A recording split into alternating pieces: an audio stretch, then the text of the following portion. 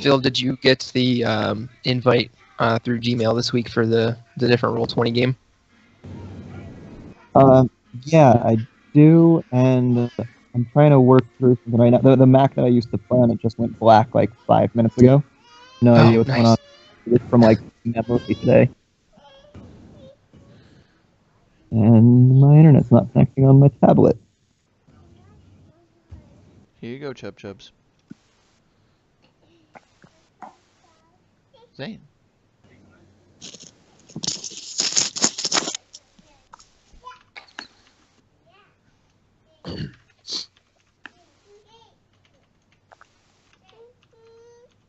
No, I'm not giving you any more.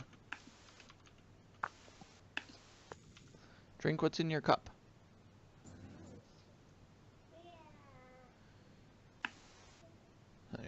That's why.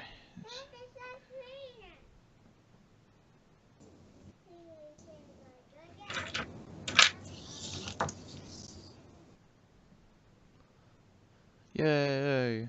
My name has been changed.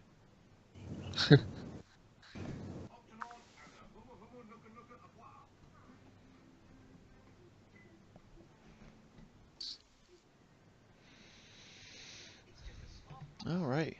So... waiting...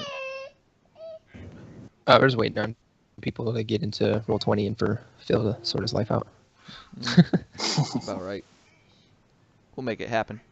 We gotta get the D&Ds on. Hey, look in your cup.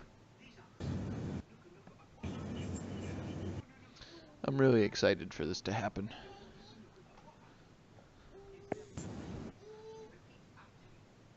Is it because you're excited to see maps that you've made be played on again? Nope, don't care about that. I'm excited to see where this story goes. I've learned to suck up the lack of maps, obviously. Yeah.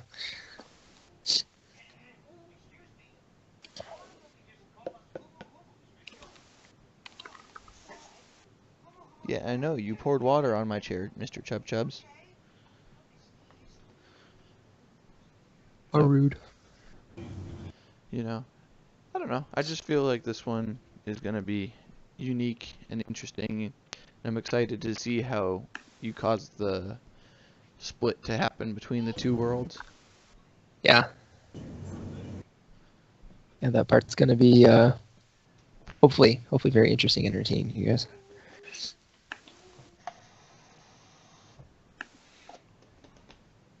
What are you doing here? Mr. Chub Chubs.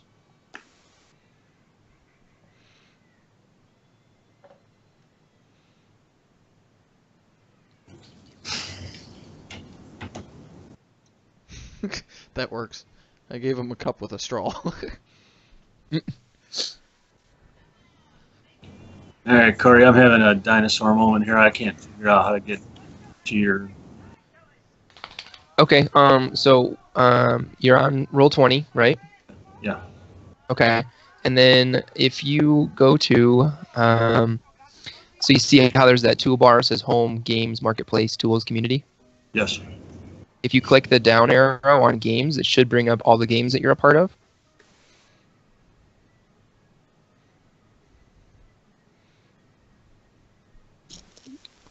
I had to click the link out of the email directly. Well, he's already joined. Okay, who did that? Okay. Yeah. Are you seeing that now, Dad? Well, I'm not seeing any of the 4 options it's giving me is not you. Okay. Well, I'll send you a new link. It might be because you have it titled Tyranny of Dragons, Corey. It's always been titled that. Yeah, I knew that. I was looking for that. Well, Corey just broke it. That's what I'm hearing.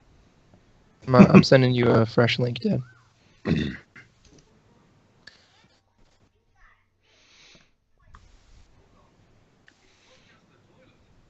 Actually, I can just post this in the Skype chat. That'll be faster. Bloop. Do you remember how to get to the chat part of Skype, Dad?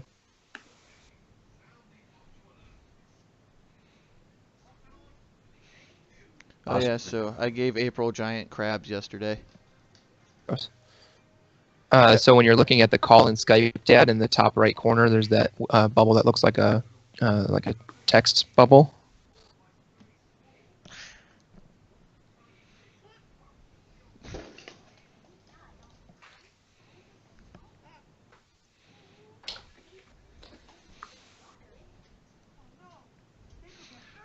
Corey's calling himself God. Oh yeah, I forgot. I forgot about that. No, you didn't. I did, yeah. I set that when we were doing D&D. Gotcha.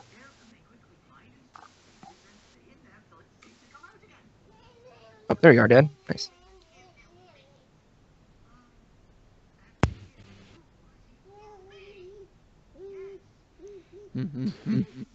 No, go get your water. All right, Phil, how's it coming, man? There's yours. Oh, I am. It just came back online. We can start rolling. I can get in. I don't think I'm going to have an issue with it. It just said it wouldn't be supported on mobile, so I couldn't do it on my tablet. Oh yeah.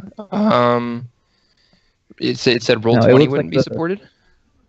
Yeah, it says Roll20 is only supported on mobile if somebody pays. Huh. Interesting. I know that there's an app for iOS and Android tablets for Roll20. I think it's going to be all right. It looks like the Mac is rolling again. Okay. Rolling about as slow as it possibly can, but I can jump in at some point. I'll just keep trying on this end. Okay. All right. Sounds good. All right. So you guys ready to get started?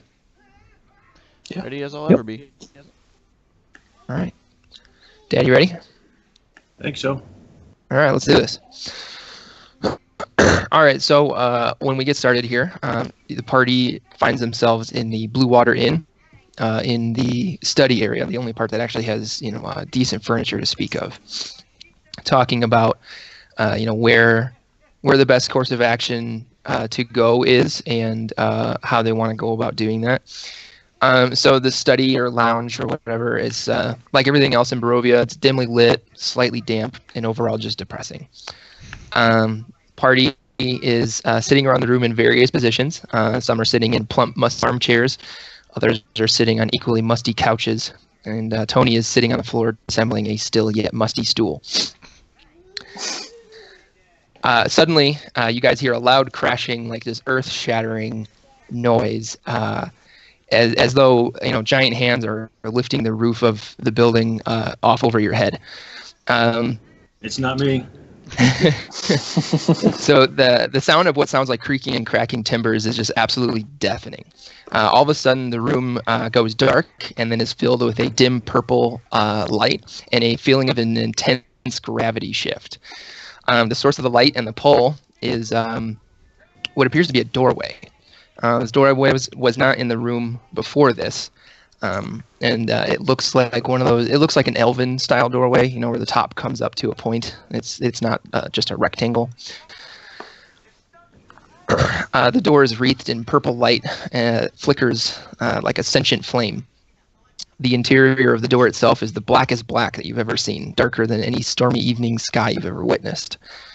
The door has appeared just to the side of the armchair that Lucian is sitting in. Before Lucian can react or say a word, both him and the armchair are pulled through the doorway. Also, the stool that Toni was working on disassembling gets wrenched through his hands and flies through the doorway. I want to chase after it. Well, at this point, actually, Toni, make a dexterity saving throw for me. All right.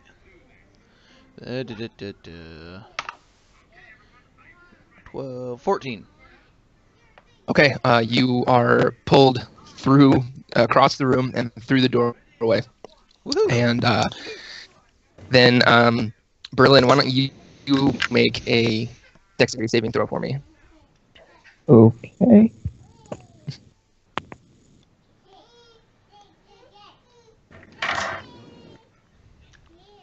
That is 16.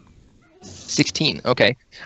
So what happens now is Berlynn is sitting on the same couch as Hagrid. So feeling the gravity start to pull her towards the towards this doorway, she grips onto the stale, musty cushion of the couch that her and Hagrid are sitting on, and the couch starts to rotate with Hagrid sort of the focal point of the rotation, and the couch starts to rotate so that Berlynn is still being pulled towards the doorway. Berlynn, can you make another dexterity saving throw for me? Give it to your brother. Open it up for him.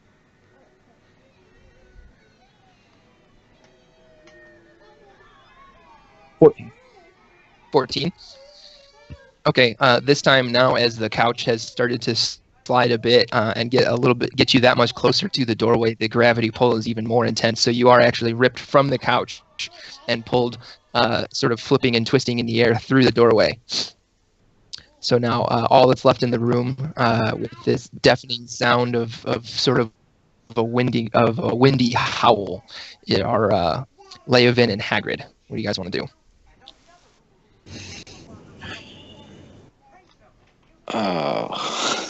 I guess I'll still sit there in stunned awe. Like, well, I don't want to find new people, so I guess I'm going after them. Okay, so Leovan, you're going through the doorway? Yeah. All right. Hagrid, why don't you make a Constitution saving throw? I'm pretty sure new people only means one of the people who've gotten sucked through the portal. 11. 11. Okay, so you are able to shake off this that sense of awe and just complete bewilderment, and you realize that you are now in this room by yourself. Your entire party has either willingly gone through or been pulled through this doorway, and if you were to look around the other side of the doorway, because it's not quite against a wall, there's it's not like they just walked through it and were on the other side. They're gone. They're not in the room anymore. All right. Well, then I cross myself and I jump through the portal as well. All right. So Hagrid takes the plunge finally. All right. So obviously we've all kind of gone through this doorway at different times, but the sensation is essentially the same. So as you cross the threshold of this doorway, you simultaneously feel your feet fall out from under you and your stomach drop all the way to your groin. It's pitch black, so dark that you can't even see your hands in front of your face, nor the feet that once you felt fall from beneath you. You try to look behind you to see where you've gone and where you started, and see no evidence of the doorway that once crossed. The blackness is deep and suffocating. Without being able to see your hands or your body, you begin to lose your sense of self. As you continue to travel, you feel as though you're falling and traveling forward at great speed at the same time. Your sense of up and down has long since been lost, and you see in the distance, all around you on all sides, what appears to be a thunderstorm in clouds that you can't quite touch. The storm seems both close and far as you lose your sense of depth. Your senses have dulled to the point where you have no body, no direction, and no depth. You yourself feel like a single dull consciousness floating through your new home. The environment becomes oddly comforting to you the environment becomes oddly comforting to you when it started out seemingly so hostile. You begin to forget anything that was before the current point in time or space. You've accepted that what was doesn't matter. There is nothing to come. There is only the here and the now. When suddenly everything goes bright white. The whiteness is all-encompassing and overwhelming. As time passes, you find that you have a concept of time now. You feel gravity return as well as your sense of body, and you realize you're sitting on a hard surface. You begin to hear the cacophony of life in its desperate attempt to reproduce. You smell the sweet smell of grassy fields with a hint of salt in the air.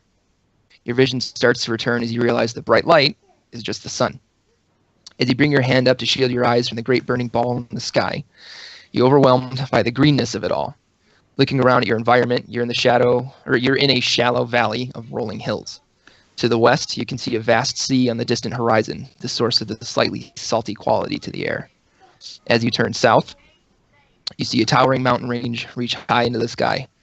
All around the highest peaks lay rings of clouds obscuring the peak.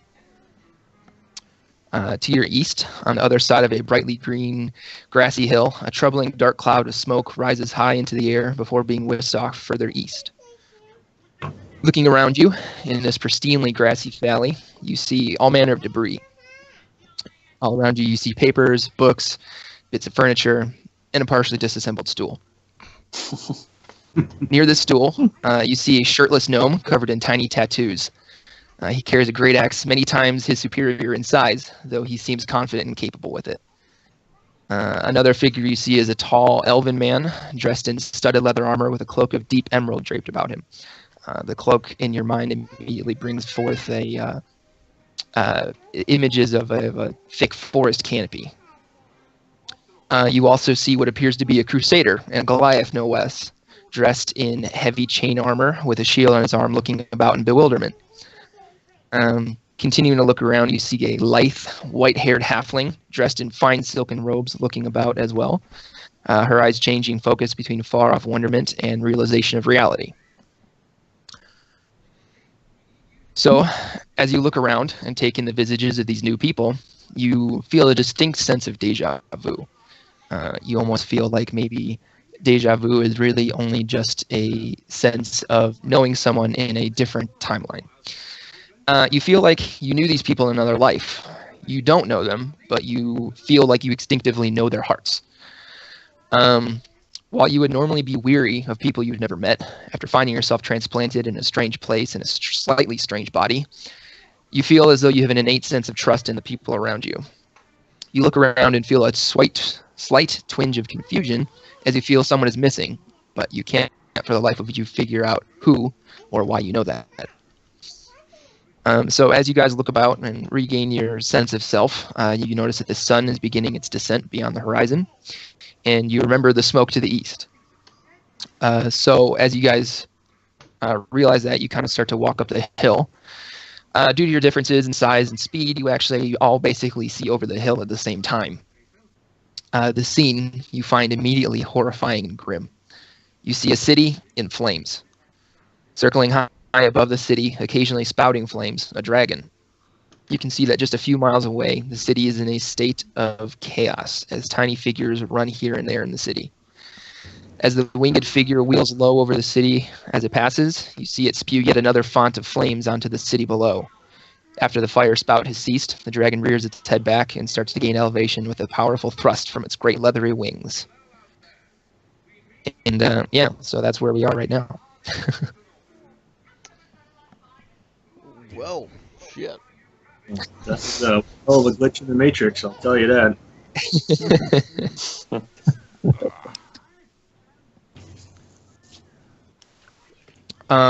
Why doesn't everyone make a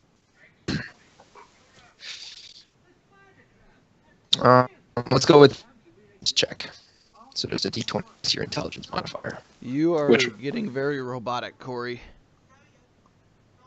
Yeah, what kind of check did you say? Intelligence. Off the old sheet or the new? This is the new. Okay. An intelligence check. I just rolled a natural 20. Intelligence gets me a 12 total. Got an even 10. 16. 10. How about you, Hagrid? 16. Okay. So, can you guys hear me?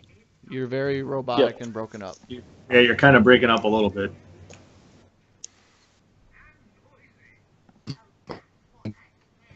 That went funky. Now it's gotten worse. Is it bad yet? It's really bad now. I think Corey is trying to become a member of Daft Punk.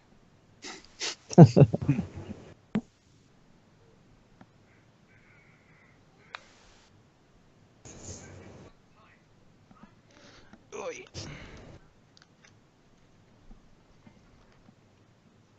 And now we wait.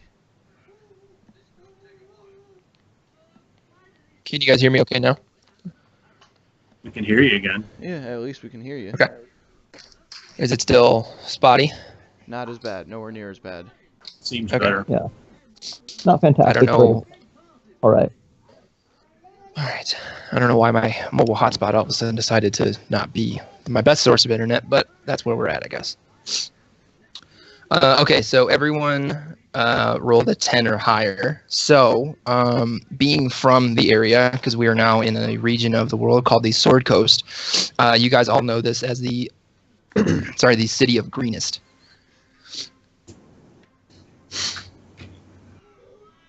All right. Well, guys, looks like Greenest is getting attacked, and I want to go smash some heads. Hagrid would Works for like me. to check and make sure that everything he had with him came through. All right, make a investigation check. Would that be a wisdom modifier? That's a good question. I don't have a character sheet pulled up, so I don't remember what the Investigation modifiers is are. intelligence. Intelligence, okay. 10.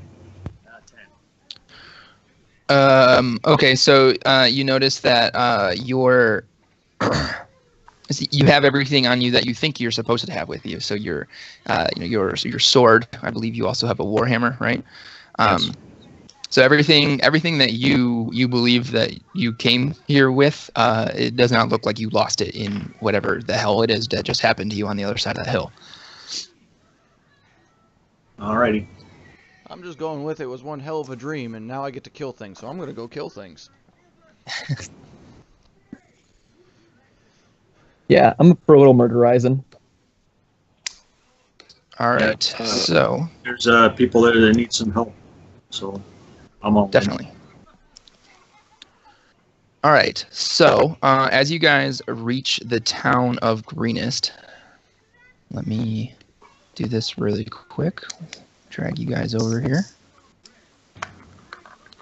and get this going. So the map might take a little bit to load. It is quite large. And I need to get rid of... I'm assuming we're on the eastern edge. See a lot of fire. Running west. south. That's cool.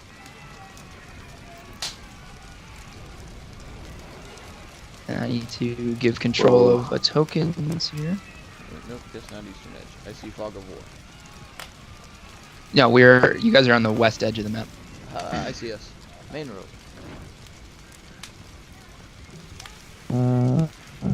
Mine's still taking a minute. Yeah, unfortunately it's because of the fact that it is such a large map. It takes some time for it to load. Which section are we in? Middle. I'm hearing some burning and screaming. Is that the map? Yes. That's the Yes. That is what's going on around you guys.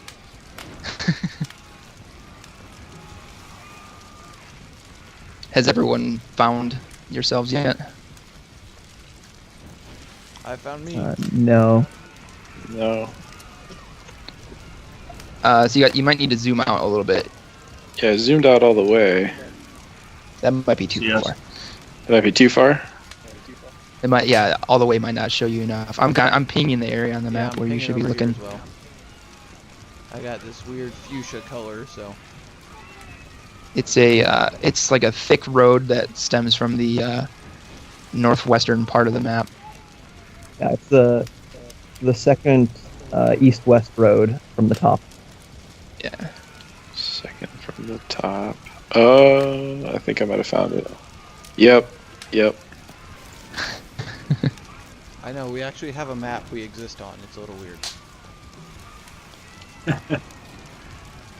Hagrid, were you able to find the tokens on the map? Yes, sir. Okay, cool. Yeah, you weren't kidding when Excellent. you said the map was large. Yeah, it's huge. It had to be broken up into four chunks and shipped across the ocean like King Kong to get here. And this is the shittiest quality it could exist in. If we wanted better quality, it would have to have been in more chunks. All right. So as you guys arrive in Greenest, the sun has set. So the light is provided from the burning buildings and a half moon that give you dim light throughout the town. Does anyone have a passive perception below 15? Mine's 14. Yes. Or 11. perception, you said? Yeah. Yeah, mine's 14. Okay. Say over. You're over. Yeah. And then Berlynn, where are you at? What is passive perception? It's underneath your ability scores. It's Also called basically passive wisdom. 10 plus your Oh. perception modifier. Okay. Got it. Yeah, I've got 12. Okay. So then, Leovan, you can see that. So it looks like that someone had tried to set the buildings ablaze as they went, but the thatch of the roofs isn't as flammable as it looks. So when you guys get there, you notice that most of the fires are coming from haystacks and barns. So homes and shops haven't really been affected by the fire, but the town is very much on fire nonetheless. I look at Hagrid and go, "Well, my Goliath brother, let's go crush some skulls."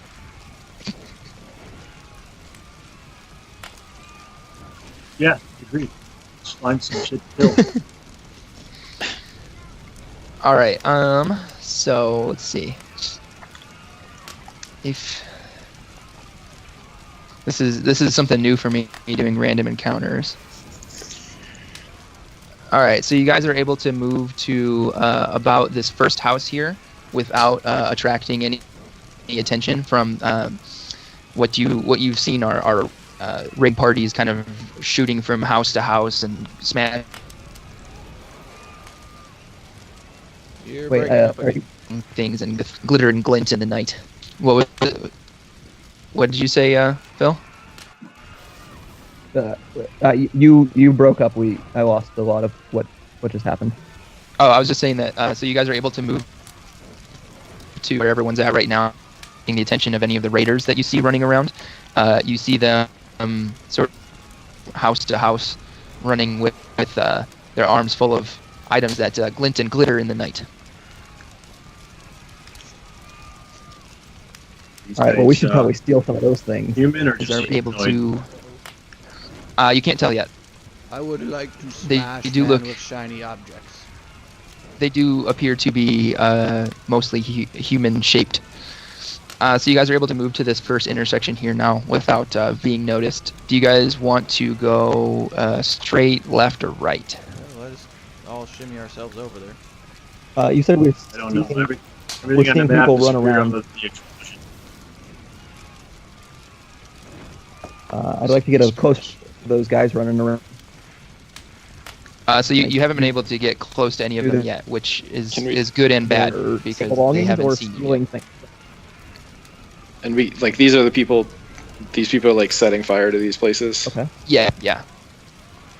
So you haven't come across any yet. They seem to be kind of darting in and out without having noticed you yet. But they're not in any houses next to the ones that you come across yet, which is why they haven't seen you. Have we seen any of them run in any particular direction in this intersection?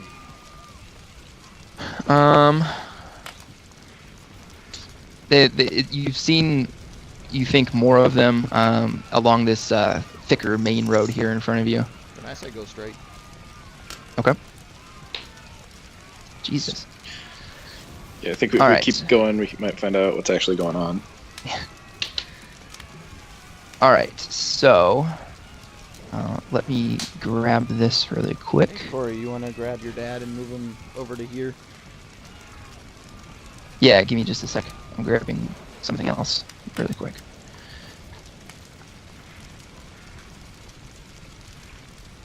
There's so much ambiance, guys.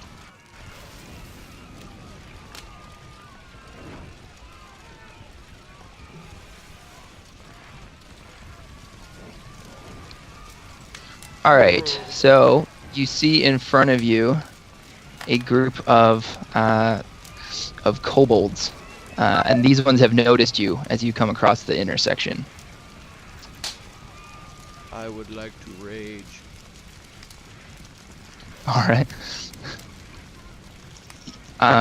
So, oh yeah, I need to grab Hagrid. Yeah, I have no map. I'm looking at a white screen, so I have no idea. Okay. So what, you had the map before and then it disappeared on you? Yeah. Are you able to Went away, and all I had was explosions. All, yeah. Okay. Are you able to adjust the zoom at all? That might bring the map back. I'm playing with different things and. No, okay. All right then.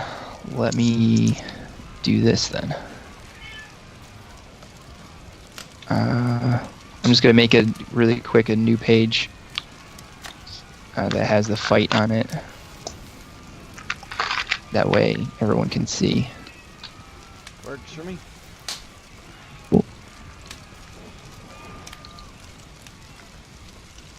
So my my Skype call cut out there for a minute. Do we know what these things are? Kobolds. Yeah, they are kobolds, which are a type of dragon people. They're overgrown lizards.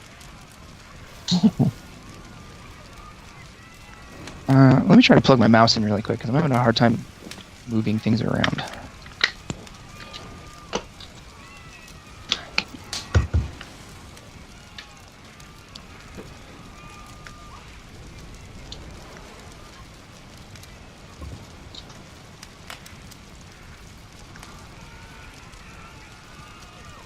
There we go.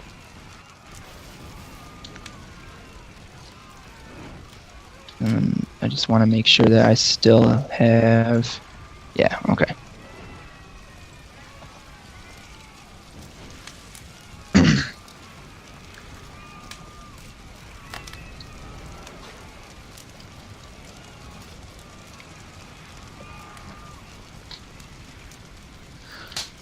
Okay, Dad, are you able to see that?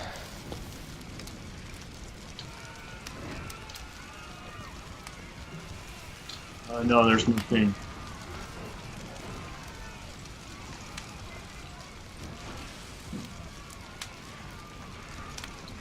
Are you able to scroll around on the page that you're seeing at all? You might be like up in a corner that you can't see the rest of it.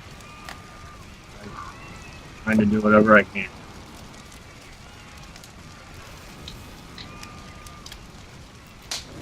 Let's see if doing this helps.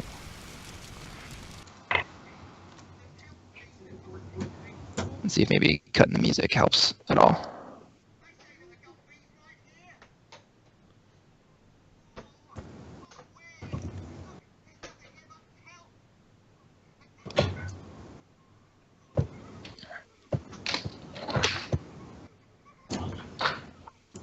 Oh, go on then.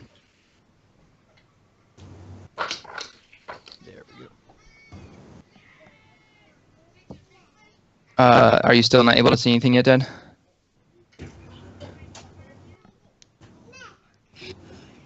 Yeah, I'm still not able to see anything. You might need to reload into it then. Yeah, Dad, try exiting the Roll20 game and coming back. That's the only thing I can think of. We've been having all kinds of just technical problems today.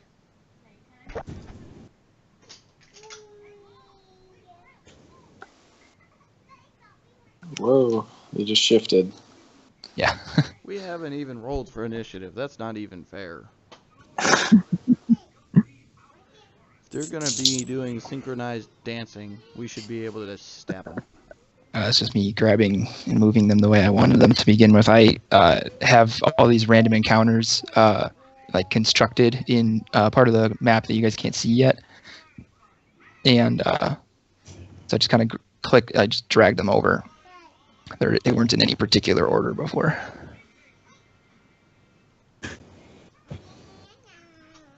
I guess I have something now. I can see 4 players and looks like 6 kobolds. There's a few more than that of the kobolds, but yeah, that's right. Yeah, maybe zoom out just a little bit. And then we'll go ahead and roll for initiative, guys.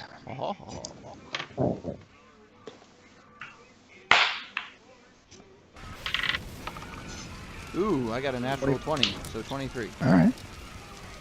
I used, in the words of our other DM, a brown dice. 10. Okay. Shit. Where's that initiative at on the page? The initiative. It's Across the kind of the top. yeah. It's like armor class, initiative, and Speed. That's an easy one.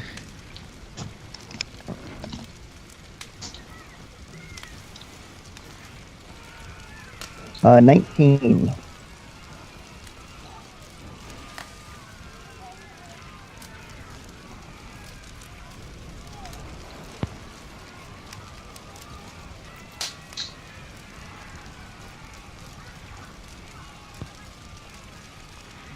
Alright, I need to open that up real fast.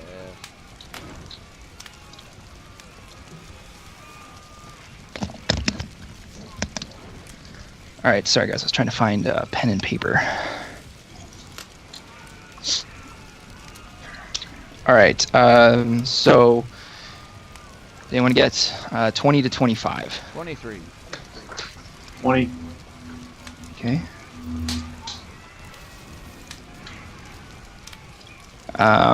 So then 15 to 19.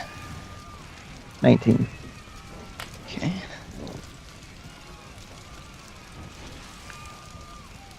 Ten to 14. 10. Okay, so we'll start off then with Toni Pobar. Alright, I need to find something real fast, because... Yep, I'm going to have to open the player's handbook for that. That's stupid. Because I'm dumb. I'm going to go, first off, into a rage. Mm-hmm. You said that already, didn't you? Yep. Numerous. I feel like he's been in a rage this whole time. Yep. And He's a I'm gonna- Goliath. He's basically raging. 5, 10, 15, 20, 25, 30, 35. Damn it, can't get close enough to him.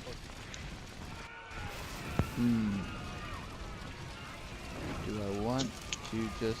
Now, just sit there. Okay. And then it is Hagrid's turn.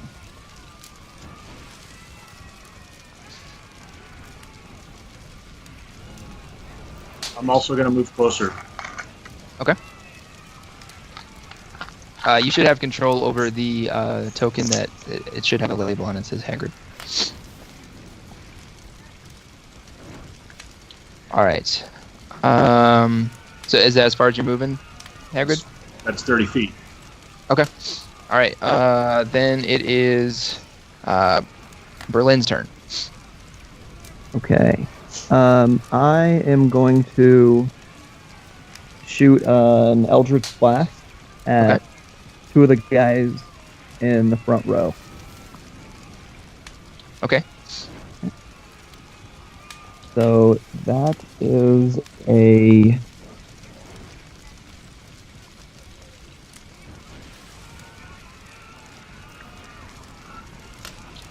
23 to hit for the first attack and 14 for the second. Okay. Both of those will hit. Okay. Which two were you attacking? How do I mark the map? You can, if you just click and hold, it'll Oh, okay. like ping. Got it. So this one Okay. and this one. Oh, okay. And then it is a D10 plus 4. So I've got a 5 and... I'm sorry, a 9, rather, Okay. for the first one, and a 7 for the second. Okay.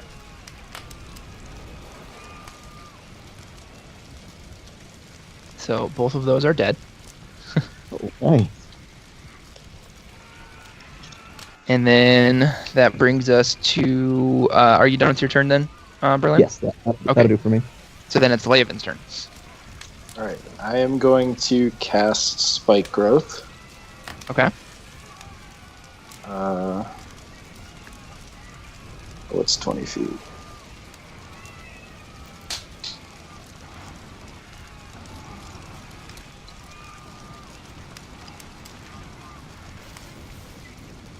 Help me with the math. I can't count squares. 1, 2. It's 4 squares is 20 feet. So if it's a radius, you I do... get. How big is this? It's a 20-foot radius. Is it 20-foot radius? Okay. Yeah. So. Where do you want to put it? About where I have it, but better. I don't see Not any with shapes. you in it. I haven't finished it, sorry. Can you just draw a line that's... Okay.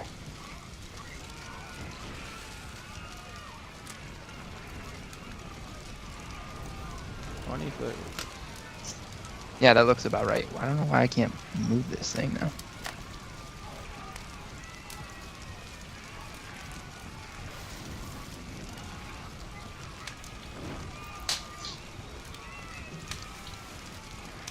There. Is that about right? Yeah. Okay. And that's the one that anything that moves in it is going to take a certain amount of damage? Yeah, 2d4. For every 5 feet of movement, right? Yes. Okay. So does that end your turn? Yep, I'm gonna sit back here. Okay. So this kobold is gonna move.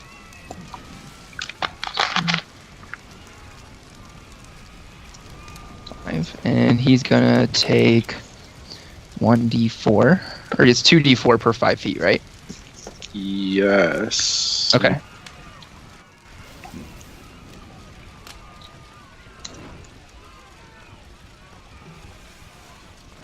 Okay, and then. Yeah, 2d4 every 5 feet. Okay, so then I don't think anybody's gonna make it out of here alive, except for that one. Yeah, that one's dead.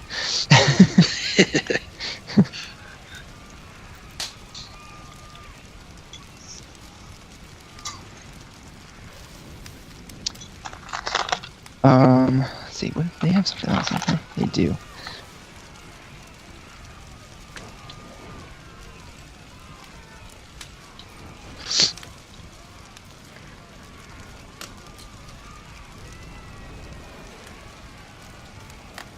Huh. Okay. They're all dead, aren't they?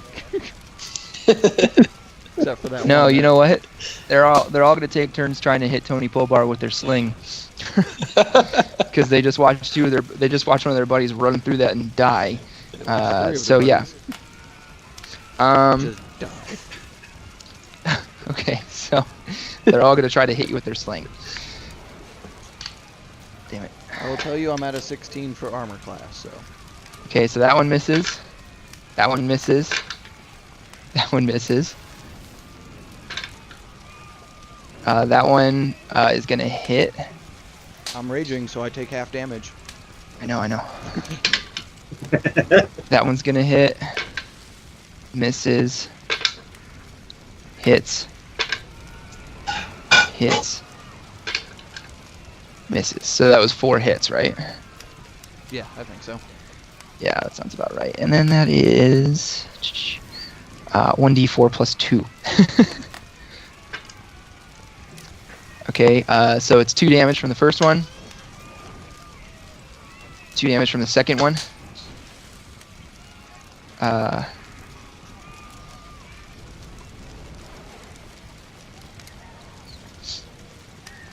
1 damage from the third, and 2 damage from the fourth. Did you already cut it in half or no? Yeah, that is me cutting it, yeah. Okay, so I take 7. Yeah. And then... oh, sorry, this kobold here, the one that did make it out of the pit, he's going to try to hit Hagrid with his sling. And that is a 15. Does that hit? 19. 19. Okay, no, so that does not hit. So then he's just very, very bloody and stuck doing nothing. So then that brings us back to Tony Pulbar. Alright, so I'm gonna move my happy ass right here and smash this motherfucker. Okay. Which is 1d12 plus 3 plus an additional 2. So let's see how this goes for him.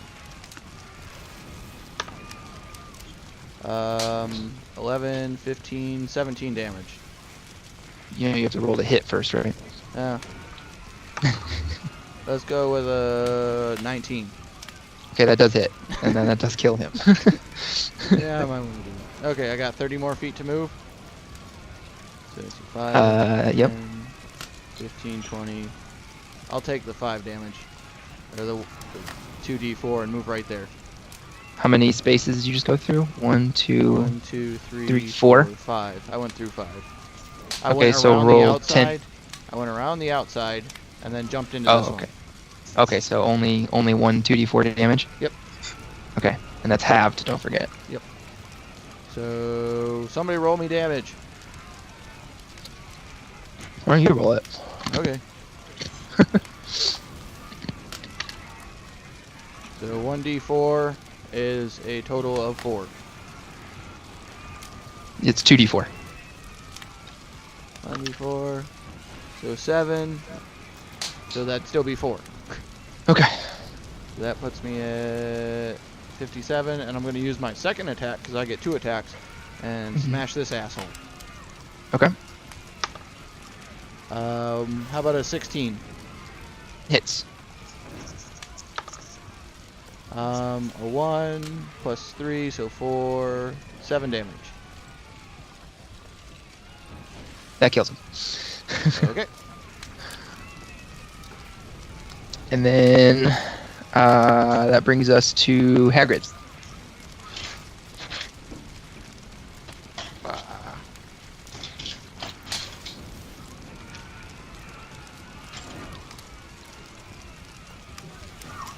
Give me a minute here. Sure.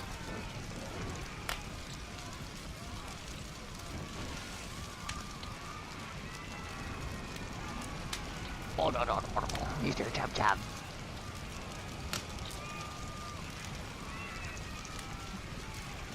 Was that in character? Yes.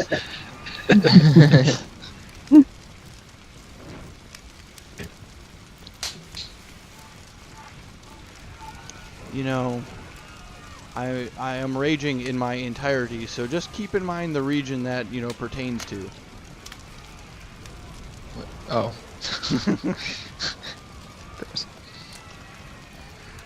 So you're telling us that you cannot differentiate between friend and foe right now? Well, Mr. Chub Chubs might be something a little perverted when I'm raging. I think That he's saying he answer my has a question? raging heart on. A rage murder boner. There we go. Your physical condition actually did not answer my question. He can determine between friend and foe. Thank you. And I'll also thank you to keep your raging boner away from me. Although if you end an encounter with that, I'll be really impressed. Thump. And he got a dick through the skull. You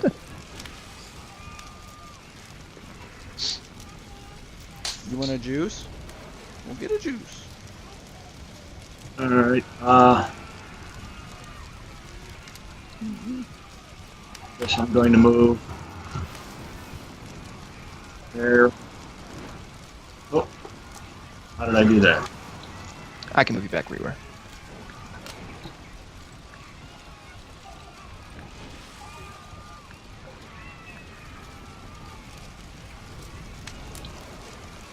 And I'm going to cast Abjure Enemy Okay.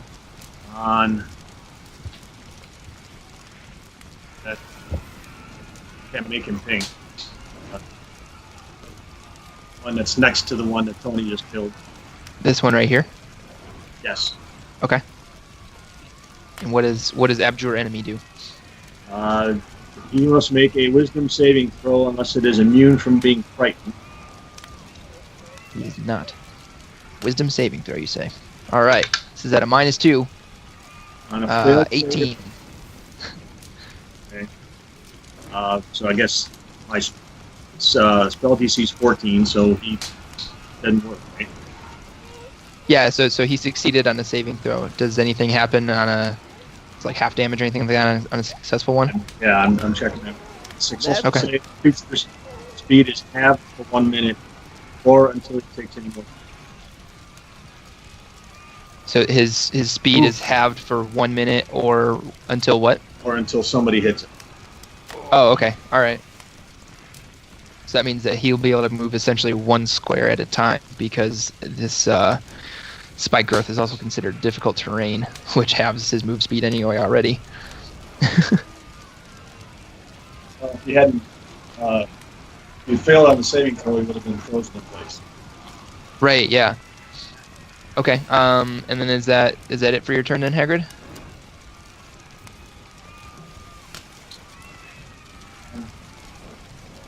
Unlike my adventurous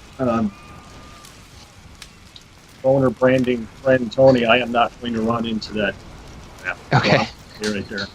All right. Berlynn, your turn.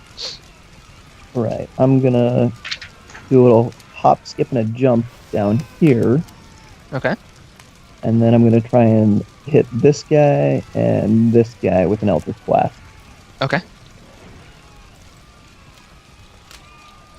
So that is an 11 to hit on the first one and a 16 on the second. Okay. The 11 misses. Okay. For the 16, I hit him for 9 damage. All right. He is dead. Nice. So that was this one. Okay. Now And then I turn. as a bonus action to Berlynn, you're able to cast a spell up to the second level, unless both those Eldritch Blasts was your action, your bonus action. Oh, that was one Eldritch Blast. I can roll. I can do another one. Yeah. Cool. Yeah. Let's go for this guy who survived, Okay. and then this one right in the center there. Okay. So I've got a 14 to hit and a 8 to hit.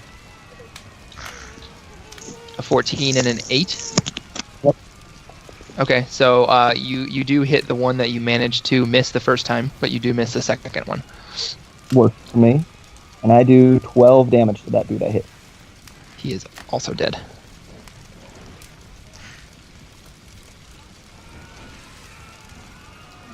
All right. That'll do. Leovan. All right. I am going to cast Flaming Sphere. Okay. So I basically make a ball of fire. And I am going to...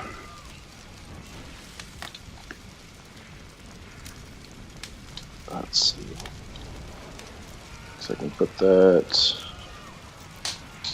there. Oops. So it looks like it's a 5-foot diameter, so you can place it like on top of an enemy. Yeah, but it has to be within 60 feet of me, and then I can move it as a bonus action. Okay. So I'll like cast it here and then push it at the first guy right here. Why is Okay. this so small? Let me here. Tell you what. Let's do this I'm really gonna quick. draw it again. I'm gonna give you a token that you can use for it. Okay. Ooh, nice. So that is your flaming sphere, controlled by Leovan Druid Walker. Go ahead and put it where you want it. Cool. So yeah, cast it here and then push it towards this guy. Okay. And then he has to make a dexterity saving throw. Or no, so it's any creature that ends its turn within the sphere must make a dexterity saving throw. Yeah. Okay. Hold on. I'm looking at the wrong spell. As a bonus action, you can move it. If you ran the sphere into a creature, that creature must make a saving throw against the sphere's damage. There we Okay, go. so that guy does have to. So dexterity saving throw. 14.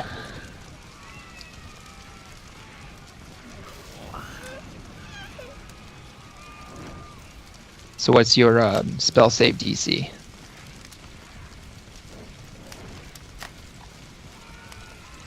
$15. 15. What did I say? He got a 16? Yeah. Yeah, okay. So he, so we'll go ahead and roll 2d6, and he's going to take half of that. 6 and 3, 9. Okay, so he takes 5 damage and dies. Perfect. I'm gonna move that really quick so I can.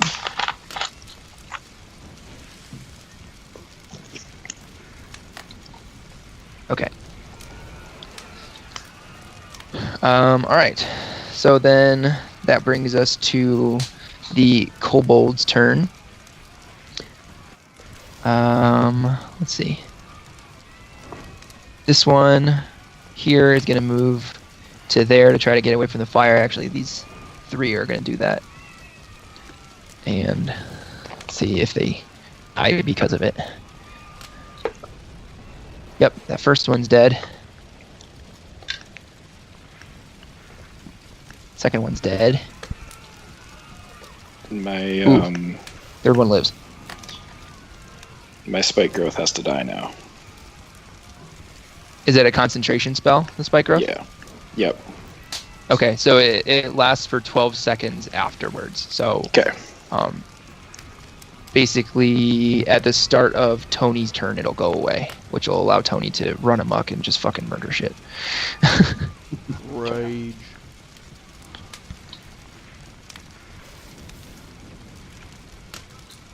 Okay, so now that does bring us to these 3.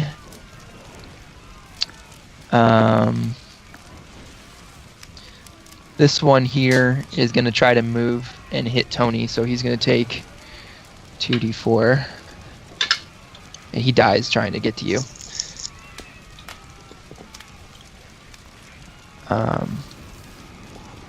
And then the other 2, let's see if they're close enough to do this. Okay. Alright, the first one's going to take a shot at Hagrid with his sling. And that's going to miss. And then the second one takes a shot at Tony, and that's going to hit. And that is... Tony's going to take 3 damage from that one. Halved already? Yes. Alright. Alrighty, I'm down to 54. Okay, so Leovan's spike growth has dissipated, and Tony, it is your turn. Alright. 5, 10, 15. That'd be 20. I'll go.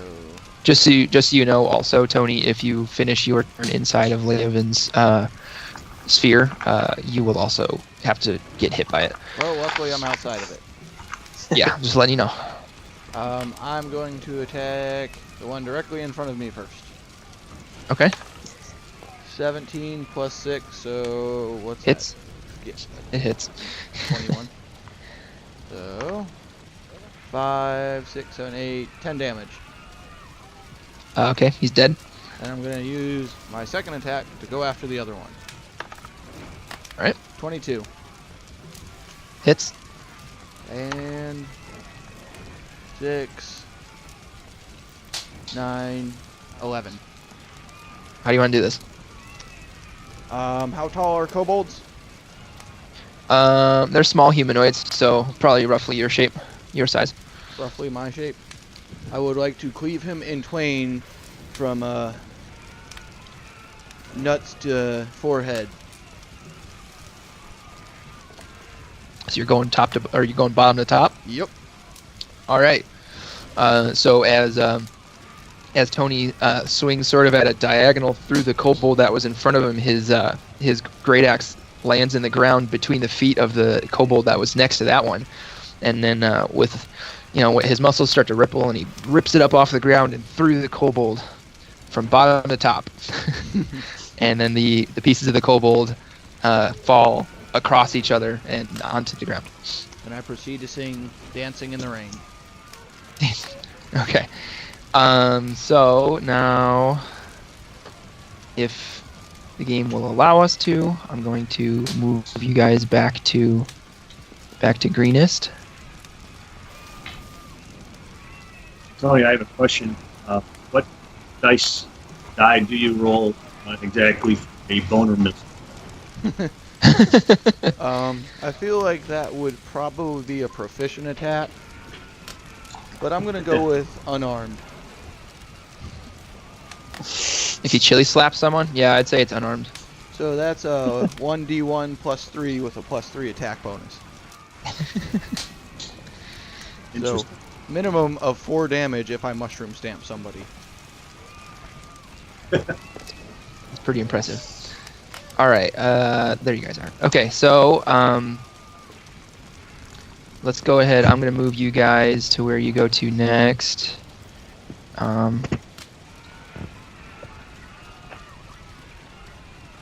So we'll go there. All right.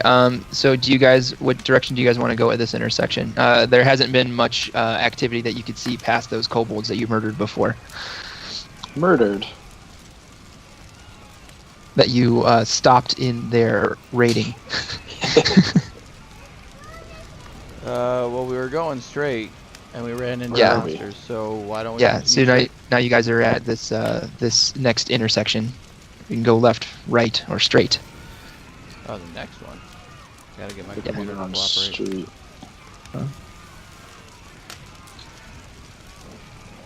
Found us.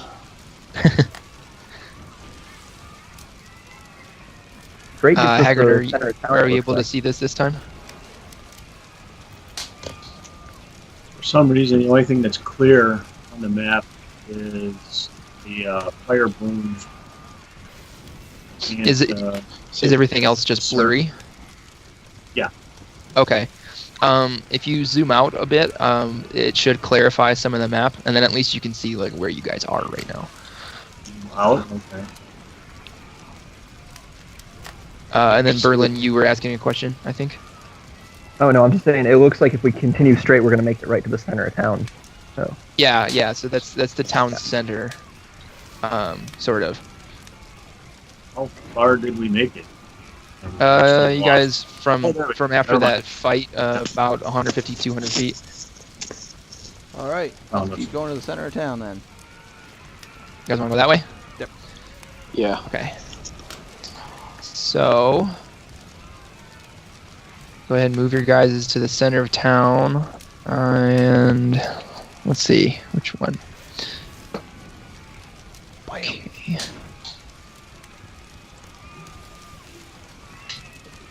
That's gonna be okay, just the opposite. All right. Just so you guys know, remember the number 3. 3. Earnhardt? Okay, Alan so Iverson? as you walk into town, you see a group of men dressed in sort of dragon-looking clothes. They're all wielding scimitars, and they all stop and sort of stare at you guys as you come into the town square. And they pull out their scimitars and they get ready to attack you guys. So let's go ahead and roll initiative again. We're just supposed to fight over here. Here, a 9, 12 total. 19. 16. 9. 9. Okay. So cultists will go last. Leovan, you said you had a 19. Yes. Okay. Hagrid had a 16. Yes. What was Tony's? 12. Okay. All right, Leovan, you're first. Okay. What am I doing this time?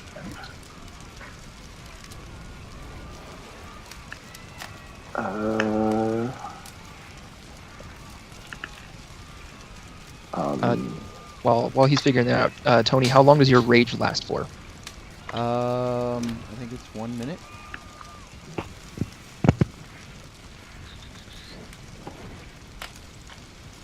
Double check that. Rage 1 minute. Okay, so your rage has ended from your first one. I'm raging again. Don't worry, I don't like dragons.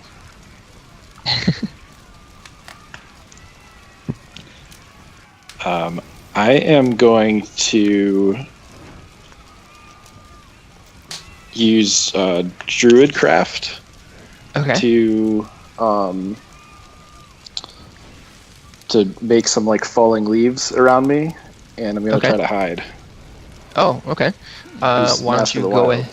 ahead and make a stealth check then? 17. Okay. As far as you can tell, you are hidden. It does not appear as though the cultist's attention is on you. Perfect. Is that all you wanted to do? Yep. Okay. Hagrid.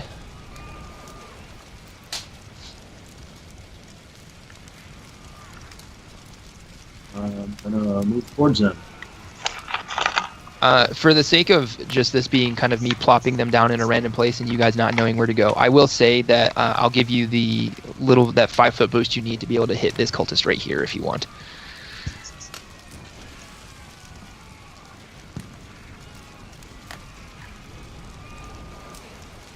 It still puts me 10 feet away from them, as far as I can figure. What's your move speed? 30. 30? Well, from where I measured it, 30 would have put you here, but I'm gonna let you go right there if that's where you want to be, if that's where you'd like to be. Yes. Okay.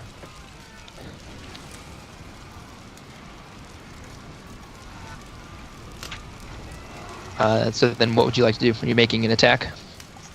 Yeah, I'm still check things out. Okay.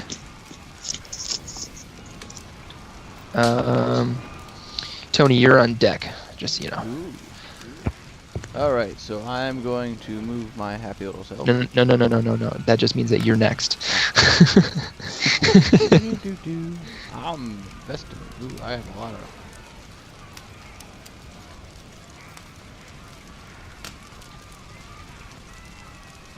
And then Berlynn, you will be after Tony. Cool.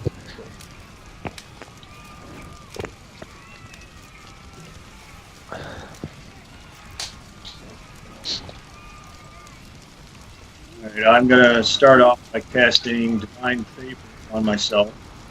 Okay. Gives me Divine Radius, extra 1d4 my weapon. And bonus action, I'm going to attack the nearest soldier. Okay.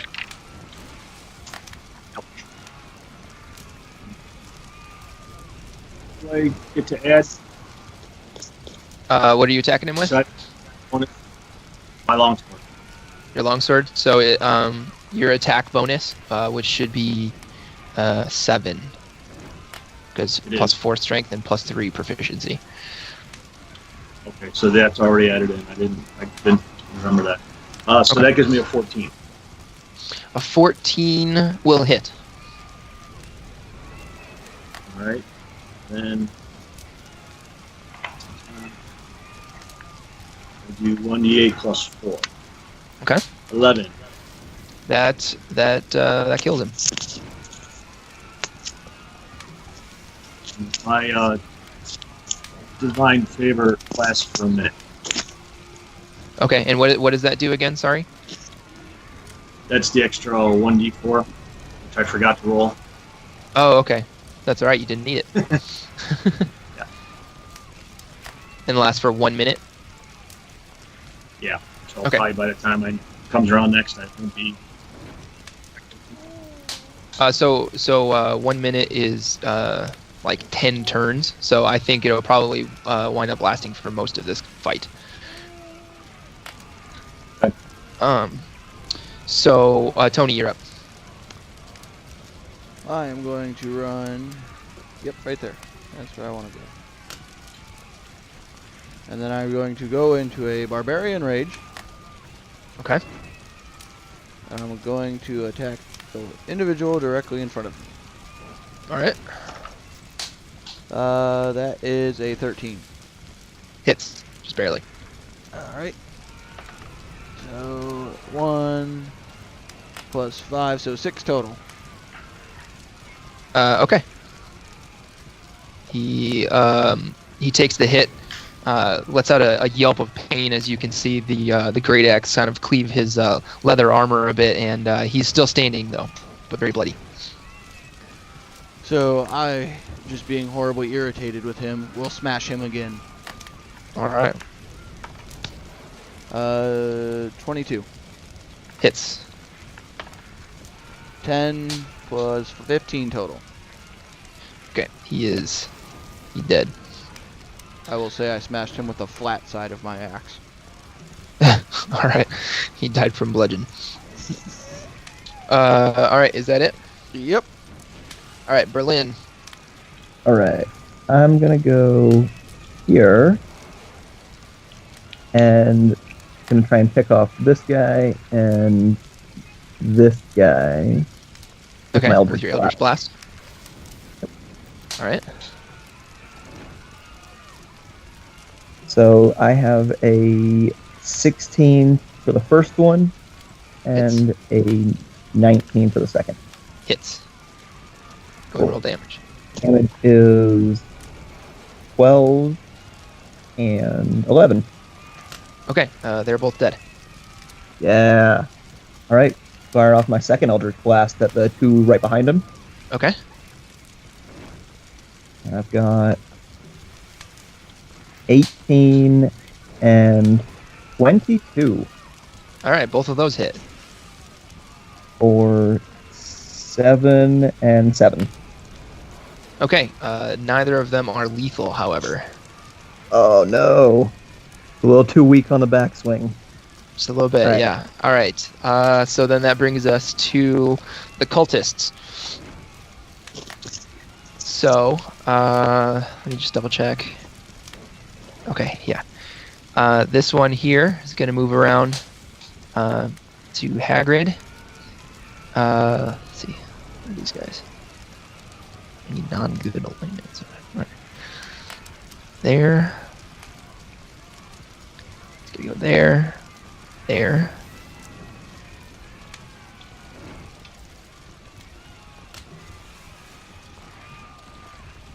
This is gonna get a little hectic for our frontliner heroes here. This sounds like a good time.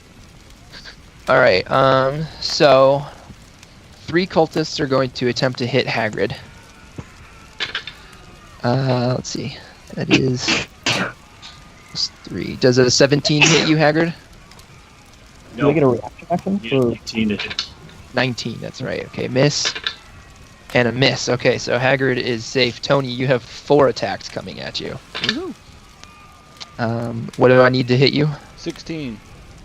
16. Okay, that's a miss. A miss. A miss. That was almost a hit. And a miss, actually. Okay, so then that is the end of the cultist's turn, which brings us back up to Leovan. All right, I am going to throw a dart at this guy closest to me. Okay. Do you get any bonuses for being hidden? I'll give you advantage on the attack roll. Yeah, I because think you I were just hidden. get advantage. Yeah. Yeah. And it's a good thing I had it, because my first roll was a 5. So that's a 15. 15 will hit. Which one are you trying to hit? This one that's closest to you? Yes. Okay. It's a 3 plus 3, so 6 damage. Okay, so he is bloody, but not dead, and he also knows where you are. But only him? So far. And then Alright, you that's all I can do. You can cast a spell up to 2nd level as a bonus action. Ooh, okay. Then I'm going to produce a flame, and Uh-huh. then fling it at that guy who saw me. Okay. So that's a... what was that? 18. 18. And then Okay, that hits. for 3 damage. Okay, that is actually just enough to take him out. And then go ahead. Can you make 2 stealth rolls? Yep. A natural 20 and a 4, 4. which is a 7. Okay. So I was rolling for these two cultists here at the back to see if they saw that happen, and they didn't. So you're still hidden, actually. Nice. So Hagrid, you're up again. Okay, since my screen went blank again, how many cultists are still around me that I can reach? There are 3 of them within range of you. Alright, I am going to attack, I don't know, pick one. with my There's sword one to your again. left, one to your right, and then one to your back right. I like left, center, right, so let's play that. Let's go left. Okay. Oh, that's probably that would be an 11. Ooh, just barely misses. Alright, let's go for center for my bonus attack. And that is a 23. That hits. Alright, that is 2 plus 4 plus 1. 7 to the center guy. Okay. He dead. And for my extra attack, I'll go to the right at the 14. That hits. That is 7 plus 4 plus 4. So 15. Okay. He's dead too. And I'm done. Okay. Tony. So, first off, I would like to laugh at the 4 cultists who are pathetic at combat. And then I will smash that one first. Okay. Do they have to make a saving throw against having their feelings hurt? No, because he's not a bard. So that is Little a sonic 12 damage. total. 12 hits. All right. And then a 3, 6, 9.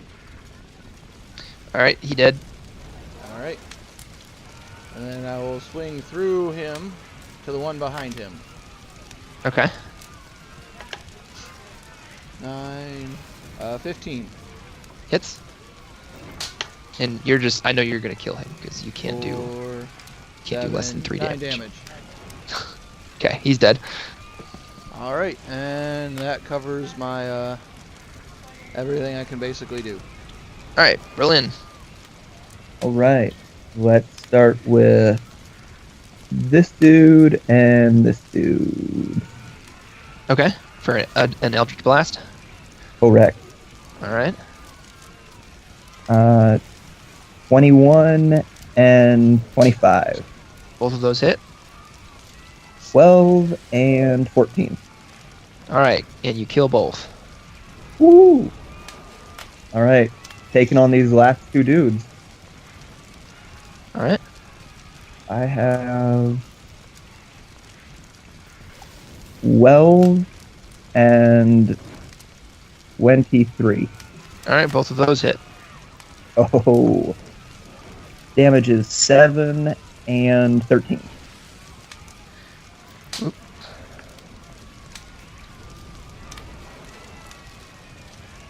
Okay, so one of them dies, the second one dies. Okay. But the first one is still alive. And it is his turn, and he's going to try to hit Toni again. Oh, sorry, there's also... Yep, just that one left. If he was smart, he'd run away. Yeah, that would be smart, but he's not going to do that. That is not going to hit you, Toni. So that is the end of the turn of the cultists. Leovan. Okay. I was going to do something else, but this is clearly going to end sooner, so I am just going to produce another flame and throw it at the last guy standing. Okay. So it's a 14 That hits. for 6 damage total. Okay. How do you want to do this? I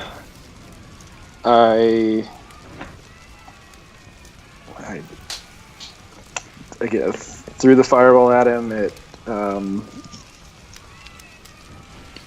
he didn't see it coming, but he turned and saw it at the last second, just as it burned his face off. Okay. So as it hits this cultist in the face and the fire starts to spread around his body, you've heard of boiled leather before, and you know that that's part of the leather process for making armor, but you know that you're not supposed to boil leather on people. But that's what's happening. And so eventually he succumbs to his burns as he runs around screaming and falls to the ground, smoldered and dead. So why don't I get a perception check from the party?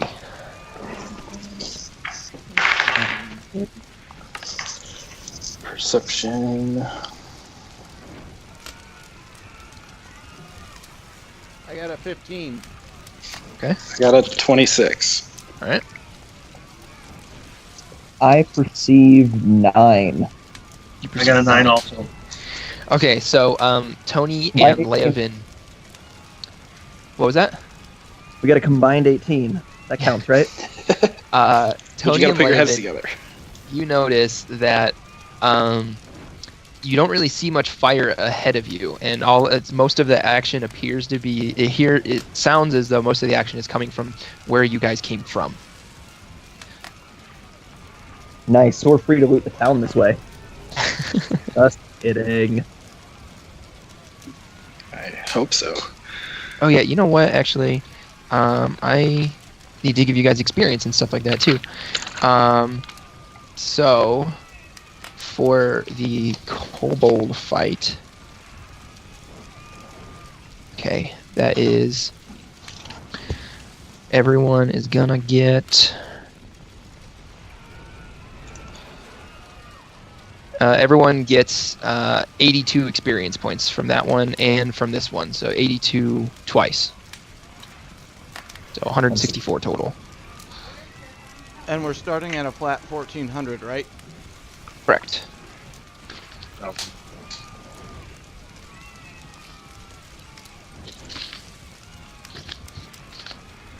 14,000? yeah. 14,000, yeah. Okay. So that way everyone's on the same. Alright. Everyone's at the same level. So we heard this was coming from which direction? Everything seems to be coming from the south. From what you can hear to the north and to the east of you, there is very, very much less screaming and crying and fire. So do we want to go after the screaming or away? I would definitely think wanna that watch since you somebody guys go are here scream. to save the town, you want to go towards it. Absolutely. And then you guys also get 50 gold from the first fight and 40 gold from the second fight. So 90 gold. You guys can kind of divvy that up as you want. Say that again? You get a total of 90 gold to the party. You guys can divvy that up however you see fit. Okay.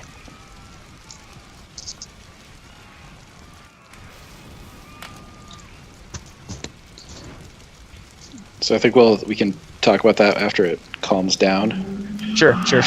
Absolutely. All right, so which direction do you guys want to head then? Towards Keep screaming, going. More murder. All right. Okay. Towards the screaming for a different reason. So, Towards the screaming to watch the murder. We have a few for bathroom breaks. yeah, absolutely.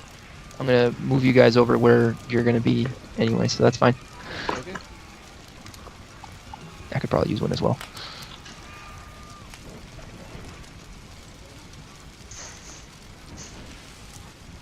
Love you, baby.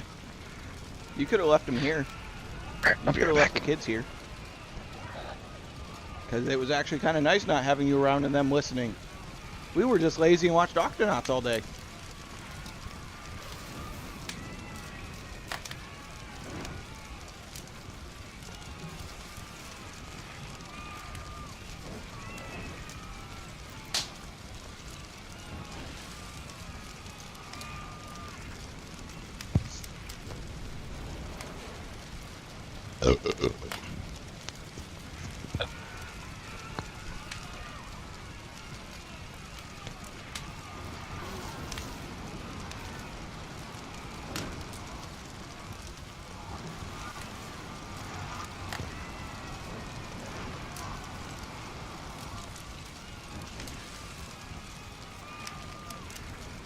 All right, I'm back.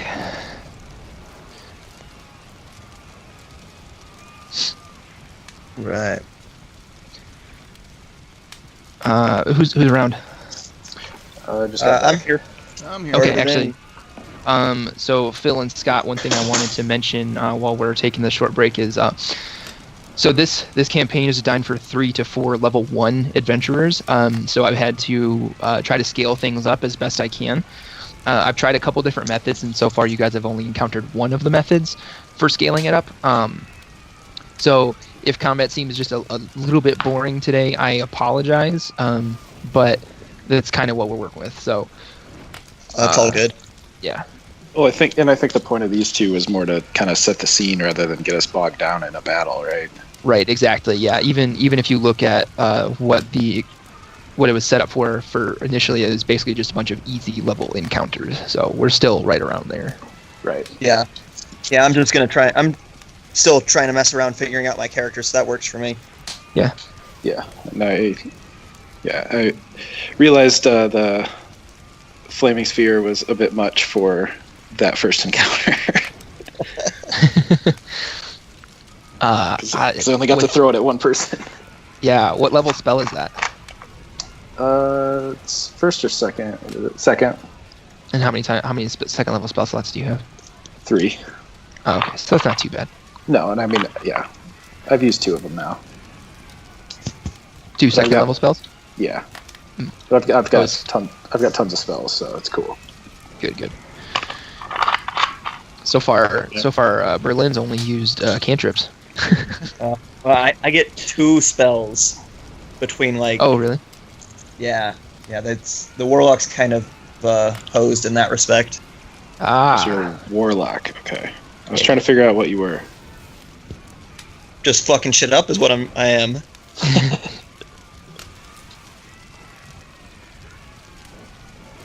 And I think my spells get replenished after a short rest, but it didn't seem like we were going to have much of a chance for one of those today. So I'm saving them for that dragon. There will be after a certain period of time, I'm sure, if you guys wanted to. Yeah, so you have 2 spell slots of a 3rd level, it looks like? Up to 3rd level? From how I read it, it seemed like it was 2 period, and I can use any spell at Oh, yeah. up to level. That's Yeah, what it says. Yeah, it looks I'm like you hoping have it's 2 not the case. spell slots. But you get so, Never mind. Sorry. No, you're fine. So the invocations are like, as Phil knows, those are like kind of modifiers to some of his skills and things like that.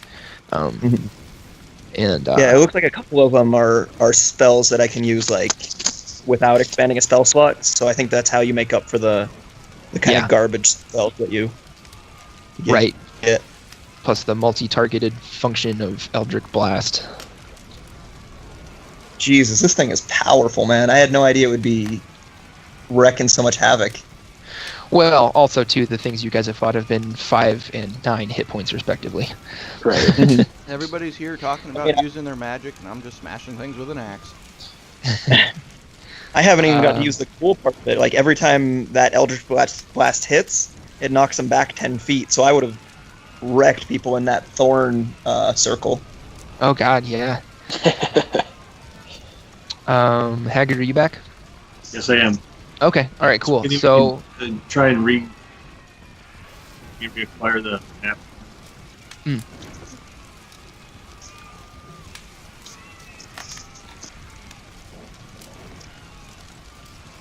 Should I try to reset? My door Okay. is not to be open and First shut step. because of your whims.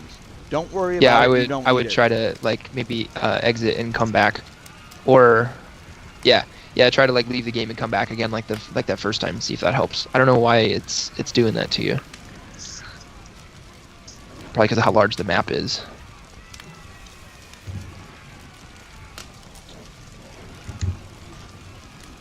So I'm assuming that the party's going to want to head south at the road that they're at right now, just because you came from west and you also just came from the eastern part, and you know that to the north there's really not much going on. Yes, south. Yeah. Okay. So, alright, so I'm going to move y'all again. All right, so let me. Can you This- ping where we are? Yeah, give me just a I'm sec. pinging away. There's gonna be a whole bunch. There's gonna be a whole bunch of tokens of where you guys are at. Oh, yeah, there are. So, without warning, as you guys are walking down the road, without warning, 5 humans dash out from between 2 buildings on your left. A limping man and 3 young children race across the street and into more shadows. A woman carrying a round shield and a broken spear turns and faces back in the direction from which they came. 8 kobolds stream out of the alley on the family's heels and fan out around the woman, who looks determined to delay the creatures for as long as possible. So I guess these should be...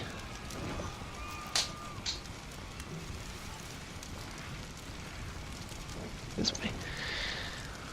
So I got a little bit of technical difficulty with the map right now. There we go. Okay. All right. So a couple people ran out of an alleyway, or ran into an Yeah. alleyway. So basically, as you guys were coming across this from the left, a man and 3 children ran across the alleyway, and a woman with a round shield and a broken spear was shortly behind them. She turned to stop right where she is there on the map, and sort of is making a stand against these 8 kobolds that came out of the alley, chasing her and her family.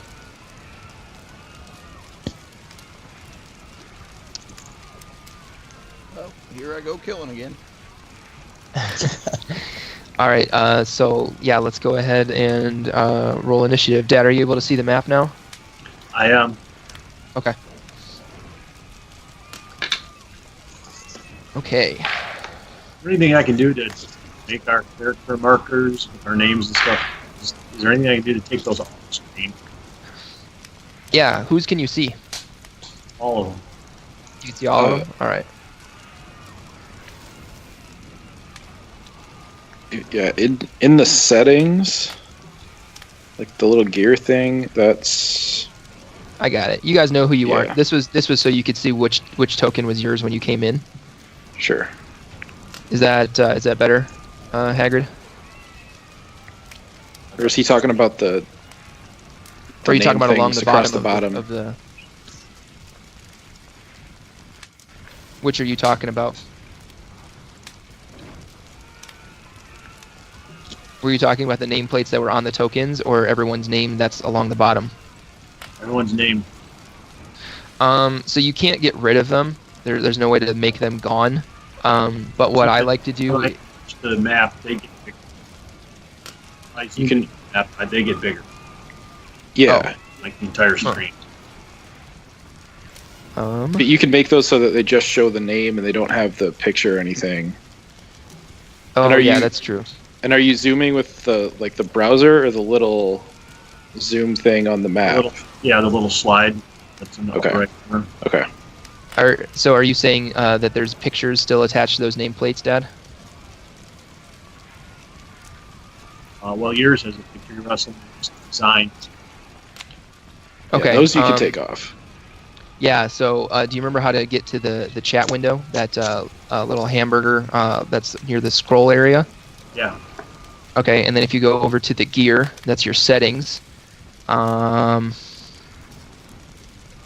then, oh, you want to go down to chat avatars, which is underneath video and voice. And you can change it to large, regular, small, or names only. And I have it set to names only, so it only shows the little nameplate instead of the whole picture and all that.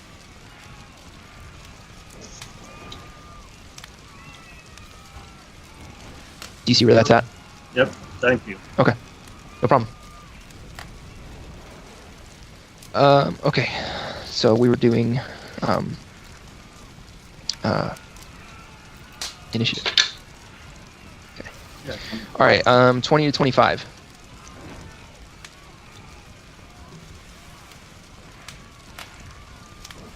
Nobody? Nope. Okay. We're rolling for initiative again. Yeah. Okay, so Might as well not even a roll. Got a 6. Okay. All right. So no one's 20 to 25, right? Nope. Okay.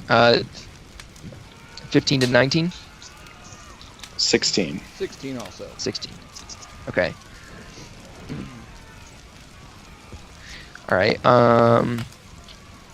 10 to 14.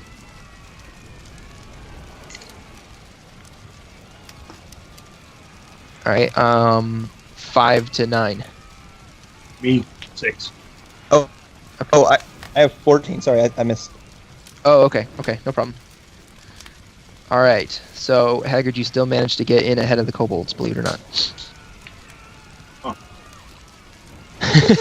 Huh. Okay. So the woman is going to go first, actually, and she misses the kobold. So that brings us to Toni and Leovan. You guys are going sort of simultaneously. I will defer to the magic man.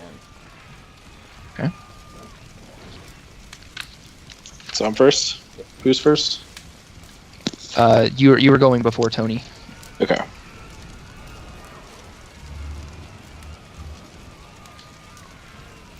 So you're up. So I'm up. Okay.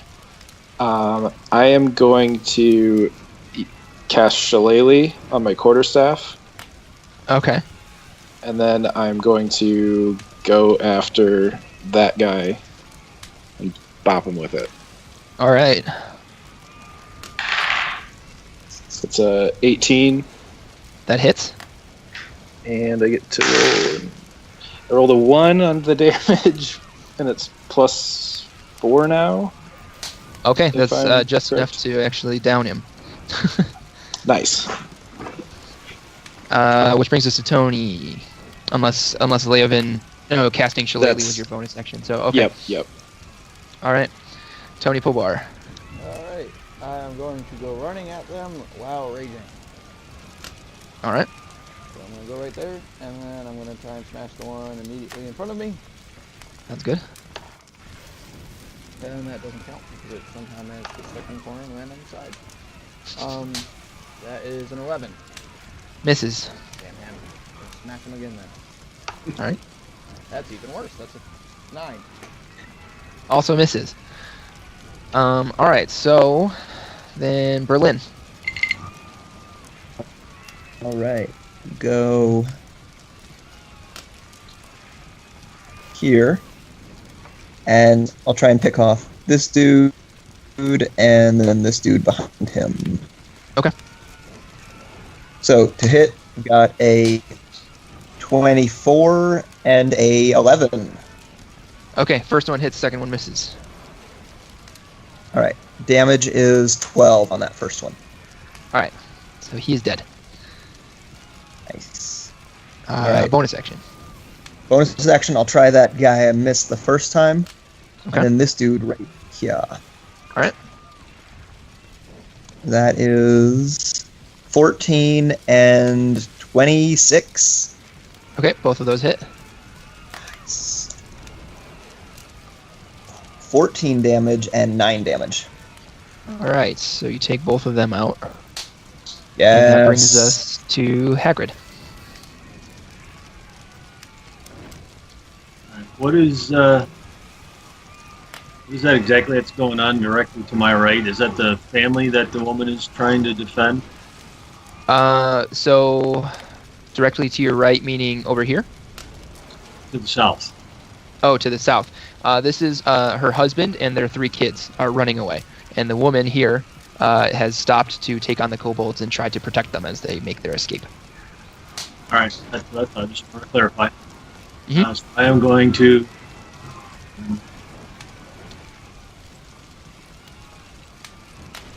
move right there. All right. And is my flying favor still? No, that one will have ended now. Regardless, then I'm going to play left and right again and swing and attack on one to my left. Okay. That would be a 24. Did you say a 24? Yeah. Yep, that hits. And he gets 5 damage. You did. swing at the one directly in front of me. Okay. Good lord, that's a 9. That misses. All right, and my extra attack. So your that first attack that killed that kobold, that was your attack action, and your extra attack was the one that was taken on the guy right in front of you. Yes. So as your bonus action, you can cast a spell up to 2nd level, but since you're attacking with a longsword, you cannot use that as a bonus action. Oh. But okay, so my attack and my bonus action and my extra attack that I get for being higher than level 5. Okay. Right. So your extra attack is it's not an action of its own. It's because you took the attack action, you get an extra attack.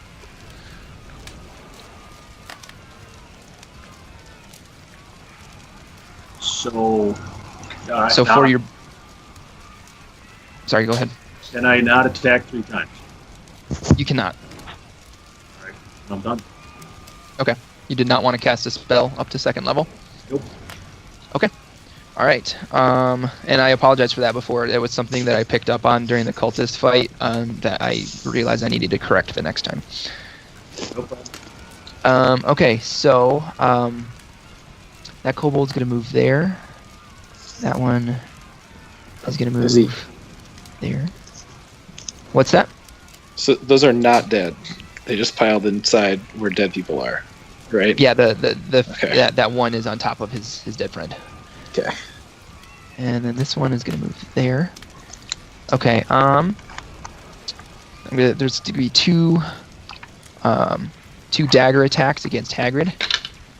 That's going to miss, and that also misses. And then this third kobold back here, he's going to use his sling to try to attack Hagrid, which is a big ass miss. So then this kobold here, that's underneath Hagrid, that one is going to attack Toni. And misses, and then the one behind him is going to use his sling on Toni. Also misses. You guys are really, really benefiting from this dice. The kobold that is underneath this one, so this one here, the one who's standing on top of his buddy's corpse, is going to attack the woman. And that is, let's see, 6, that's a 10. And I need to see what her armor class is real quick. Oh, that hits. Okay. So that's gonna do 1d4 plus 2 damage. 6 damage. Okay, so she gets stabbed, lets out a shriek, and sort of falls to a knee, but doesn't fall over or anything. She's just clutching, her side, sort of where the kobold.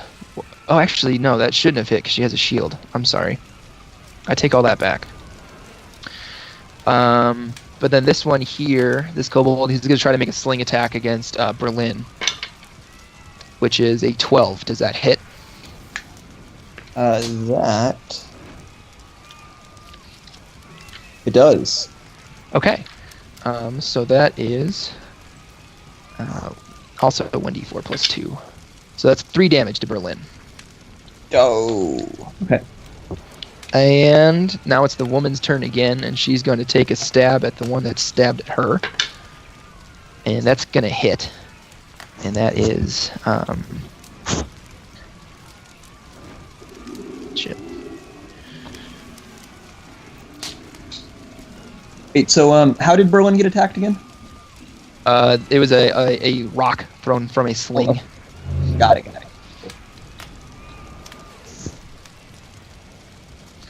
Okay, that's that over there.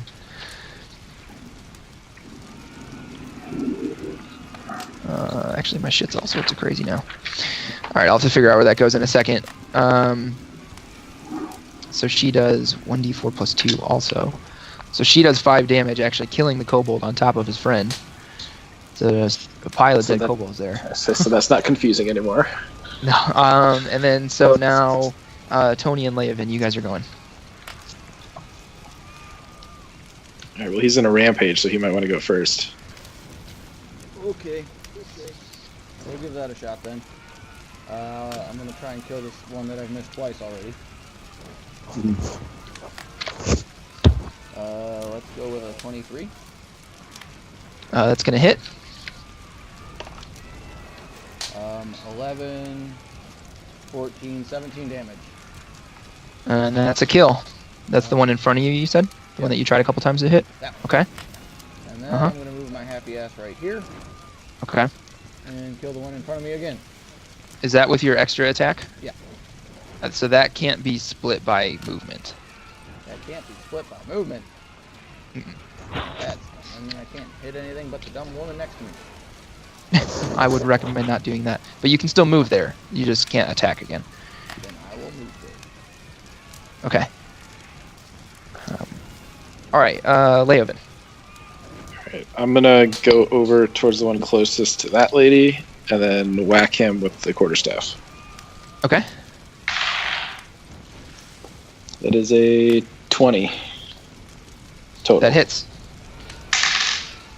4 plus 4, 8 damage. Okay, that kills him. And then you can cast a spell up to second level as a bonus action if you wish. I'm gonna produce a flame and fling it at this guy. Alright. 11. That misses. Okay. Which brings us to Berlynn. Right. I'm going to go here, and then I'm going to try and go straight in the line, get a couple Eldritch Blasts on that guy and this dude. Okay. So that is a 23 and a 15.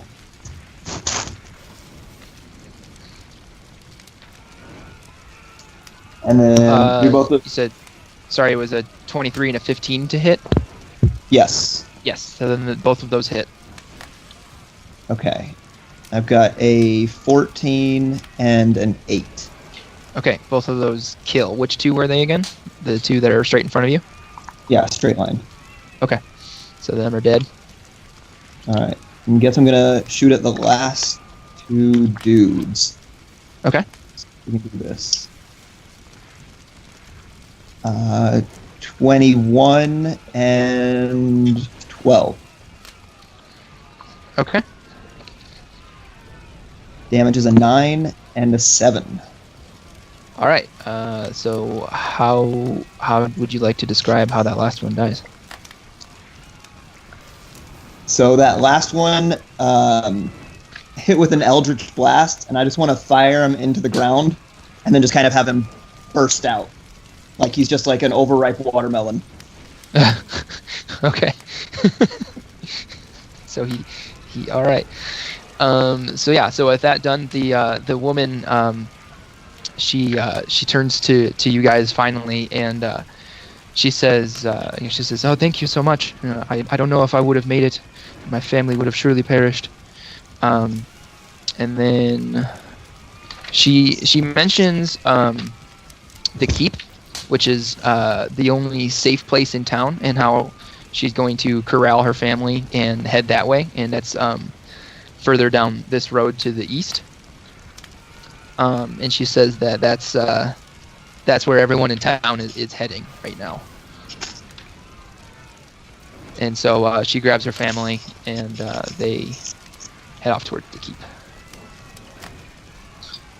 They disappeared quickly. Seems like that's the Flash step. Yeah, hopefully she already cleared out all those guys for us. So you guys are heading off to the keep then? Yep. Is there still like more screaming people nearby, or not really? You can't really tell where that's coming from anymore. Okay. It seems like it's sort of coming from everywhere in town. Okay. Yep. Okay. That, is that woman is she leave with her family then, or yeah, she took her family and they fled for the keep. so she probably doesn't need any healing or anything. Actually, no, she's good. Cool. Her husband will, but there is clerics and stuff to help people in the keep itself. So let's stop that, Well, she and let's move you guys into Le Keep. Well, they let us in real easy. Tucker and Dale must not be there.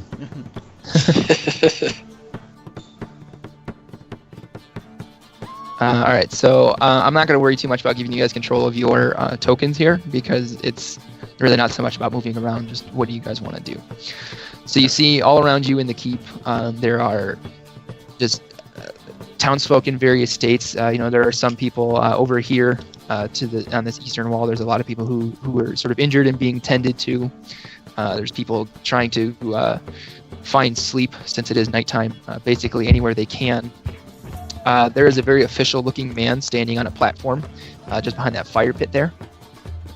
You see some guards strewn about the room.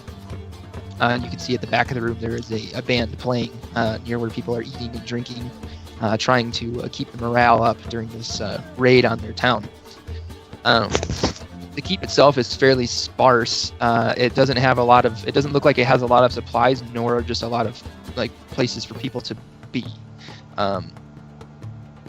If anyone wants to, they can make a perception check right now. Oh, why not?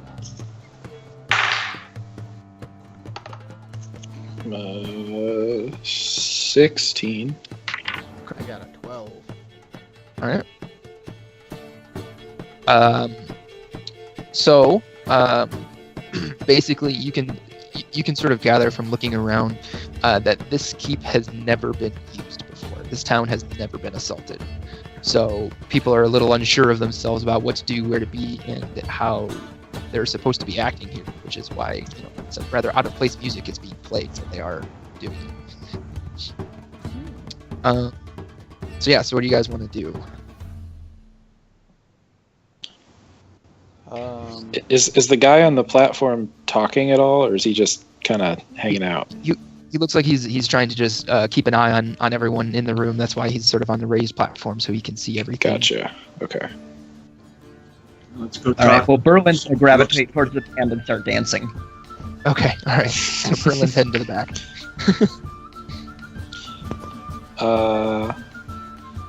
Hagrid, what were you about to say?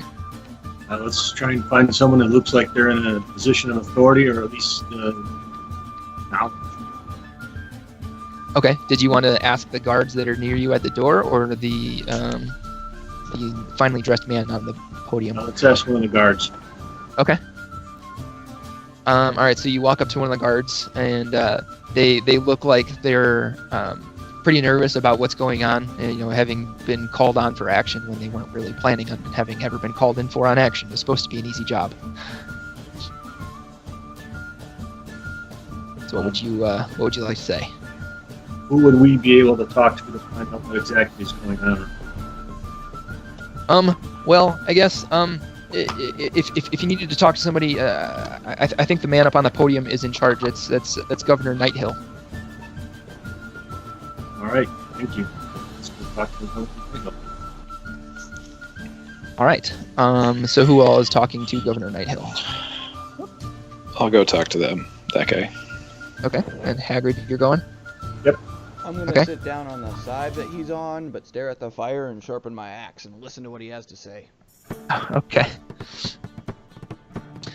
So as you guys approach, Governor Nighthill, you can see he's a human male, about 60 years old. He's pacing around on that platform, trying to see everyone and kind of figure out what his next move is. So Governor Nighthill, you can also see his face and head are bandaged. His right arm is in a sling, and his light blue tunic is stained with his own blood. He tells you that he's sustained his wounds early in the raid, and he just hasn't taken the time to do more than some cursory first aid on himself. So as you guys approach him, he's welcome to Greenest. I'm sorry things aren't in a better state of things. We really you look like a solid group of adventurers, though. We could really use your help. Please, are you willing to lend your swords? What exactly is happening? Where do these people come from? We were getting ready for supper, and all of a sudden we heard screaming, and we look, and there's all of these lizard men and men dressed in crazy armor running around and looting, setting things on fire. So I started to round as many people up as I could and tell them to get to the keep. And so here we are. I got hit in the head by one of those stupid lizards, and I managed to push him over and run away.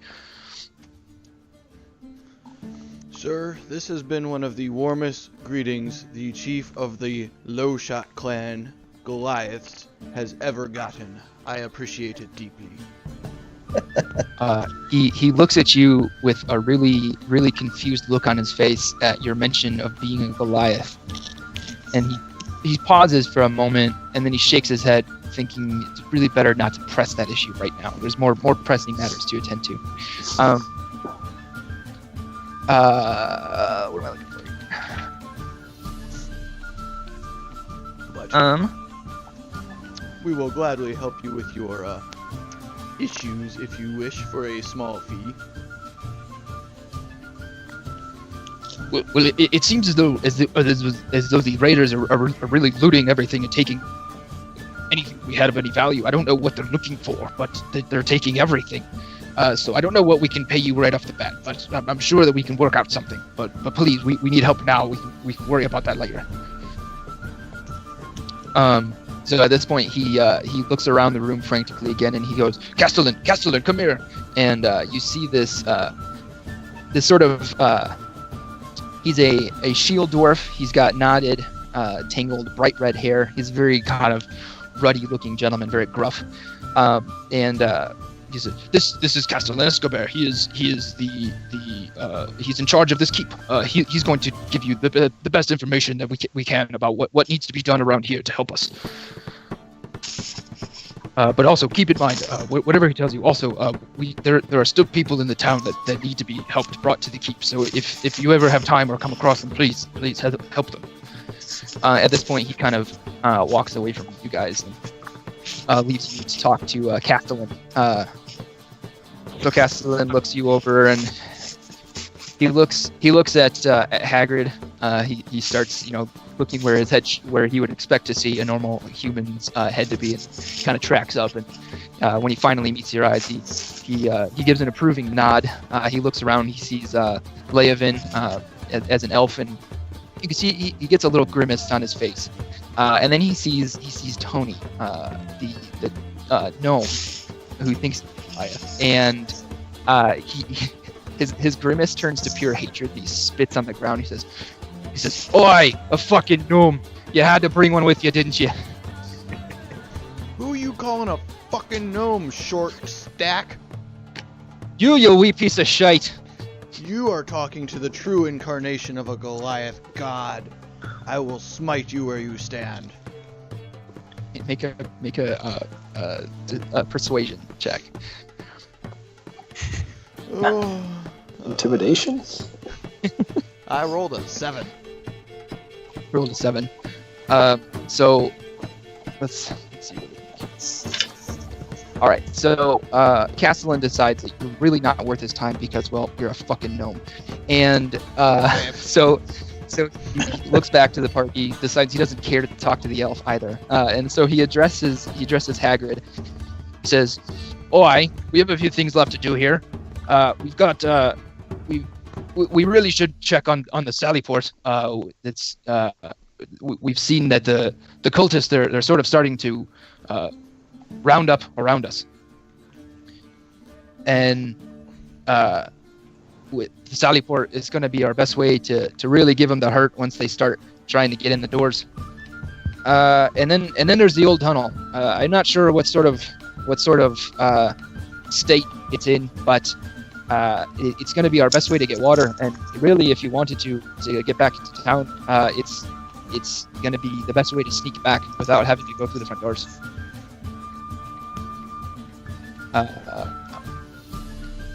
I don't know There's that actually sneaking is something I will look at right now. Because I'm concerned we will quite kill it sneaking in. Do some sneaking with our fists. some fist sneak. But we really could use the old tunnel to be opened again. It's really our only way to get water in here. And with more and more people pouring in, it's we're in desperate need of the water. And then there's a ruddy dragon flying around above the keep, setting shit afire. All right. Well, which would you guys prefer to handle first? The drag or the water supply? For the Sally. So there's the Sallyport, the tunnel, and then the dragon's still flying around the town. That's something that he's concerned about, being a dwarf. Is the dragon. Is it possible to use? Is it possible to use like a knowledge check? Is a dragon something that we have a chance of standing up to, even, or is it like? Just wait till it flies away. A bad day, Why don't you go yeah. ahead, make a history check. Let's press the dwarf man for information on his dragon as well. Okay.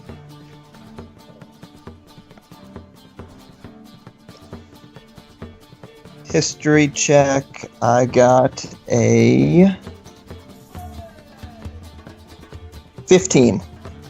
A 15. Okay, so you were able to catch a glimpse of the dragon coming into town, and you see that it is a blue dragon.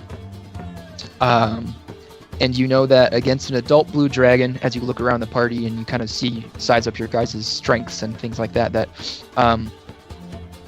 while you don't necessarily stand a chance of killing a blue dragon, you probably won't die right away. Oh, okay, that's reassuring. so All long. you can ask for. Well, I say we take care of the small problem first, rest up, and then go in for the big prize. There you go. Yeah, everyone's safe. We'll let the dragon tire himself out. We'll rope-a-dope him. So basically, what you guys are looking at then is the old tunnel and the Sallyport. Do you guys know what a Sallyport is? Nope. Okay, so Or the girl enter. do you guys remember Lord of the Rings: The Two Towers when they're at Helm's Deep? Yes. And there's that scene where Aragorn and Gimli go out onto that tiny ledge above the entryway into the keep, and it's the part where Gimli tells Aragorn that he's going to have to throw him because he can't jump the distance. Sure. So a Sallyport is essentially a small ledge area for deterring insurgents. So like if someone's there with a battering ram or something like that, it would be a place to dump hot oil on them or place archers so that they could take out people who are trying to get to that front door. Oh, so it's like the between the, like they have the portcullis. So it's not above. The portcullis, the door. It's in how usually there's a bridge to get to it because it's over some sort of land formation or water. It's off to the side of that so that you can get rid of people who are on the bridge. Okay. So I'm assuming there's something water through that. That's what the issue is. What was that, Berlynn? You said they're trying to get water up through that. No. So the Sallyport is just getting it prepared for attacking the raiders as they're trying to get into the keep. Since they're starting to form sort of a cordon around the keep of raiders. The old tunnel is a tunnel in the cellar that runs beneath the keep and out into the stream, and it's the way that it's designed for them to get water into the keep without it looking like this is where people get water into the keep. Cool. So, And then Hagrid, what was your question? Is this something where maybe we can take two people half the party goes to the Sally Port, the other half goes to the tunnel for water. If you guys wanted to split the party, you certainly could. Well, what do you guys never think? Should we stay party. together? I've seen enough horror movies. What's a movie? Enough horror plays. As far as if you guys are looking for what's going to be probably the quickest one, it's probably going to be the Sally Port. All right, so Sallyport, Waterway, Kill Dragon. Got it. All right.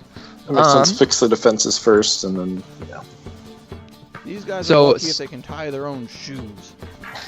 So at this point, Escobar has, while you guys were talking, he has gone and just back about his business, and all of a sudden you hear some. Actually, I'm gonna grab this really quick.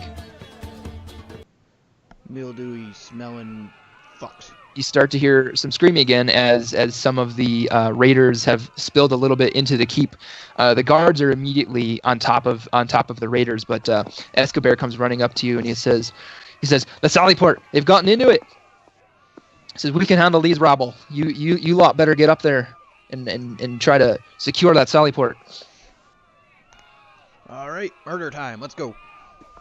All right. Crack my knuckles So- and start running towards the Sallyport. Switch over to that. You guys are good to go to the Sallyport then? yep. Absolutely. So, let's head to the Sallyport. Let me get rid of Finn again, and I gotta give you guys your token permissions. Hagrid. Tony's good. Alright.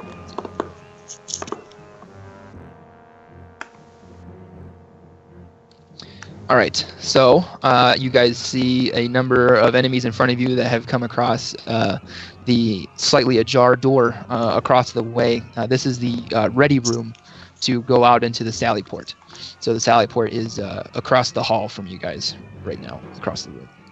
Okay. But, so yeah, it's these people here are in between you and getting to that door. No one stands between me and a Sallyport.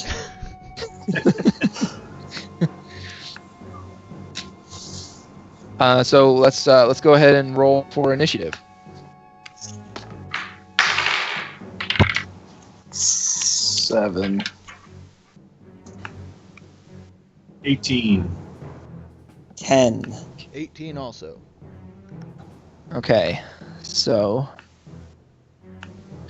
Tony and Hagrid with an 18. Leovan, you had a 16? I had a 7. A 7. Berlynn, did you have what did you have? A 10. A 10, okay. Okay, so there, the kobolds are going to go here. And the acolytes are going to go here. So the order is going to be Tony and Hagrid. And Blink. And then kobolds. And then Leovan. So Leovan's actually going true last. So up first, we have Tony and Hagrid. All right. I nod to Hagrid to give him the go-ahead to do what Goliaths have been bred to do. So, I will let Hagrid take precedence. Okay.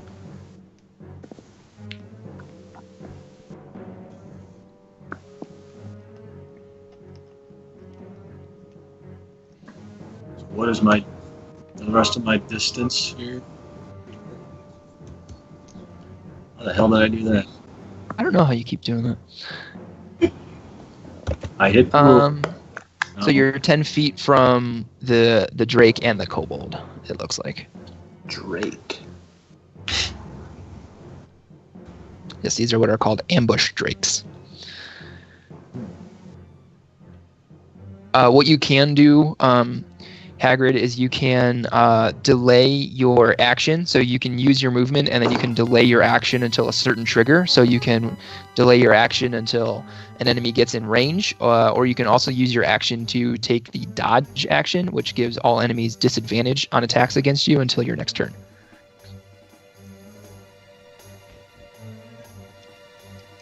All right.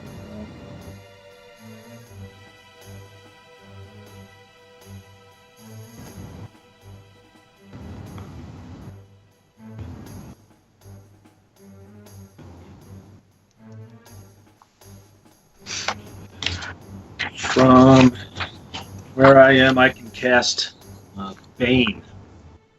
Okay. And what does that do?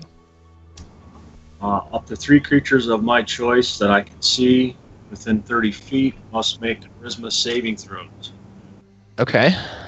For a target that fails a saving throw, make an attack or saving throw before the spell ends. The target must roll the d4 and subtract the number rolled from the attack or saving throw.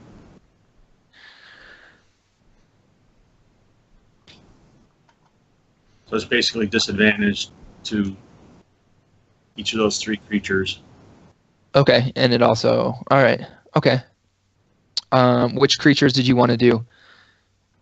How about the green one to my left, and the 2 reddish-looking ones? Okay. One in front of me, one to the right. Okay. So let's see. The Drake has to make a, what is it? A charisma saving throw? Charisma saving throw. Okay. That's going to be a 16.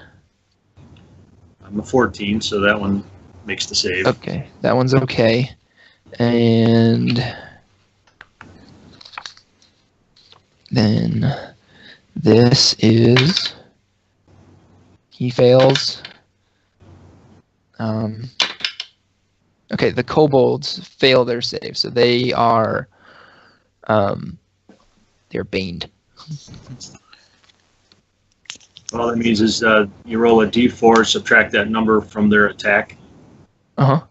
Rolls seems to be, well, it says or saving throw. Okay.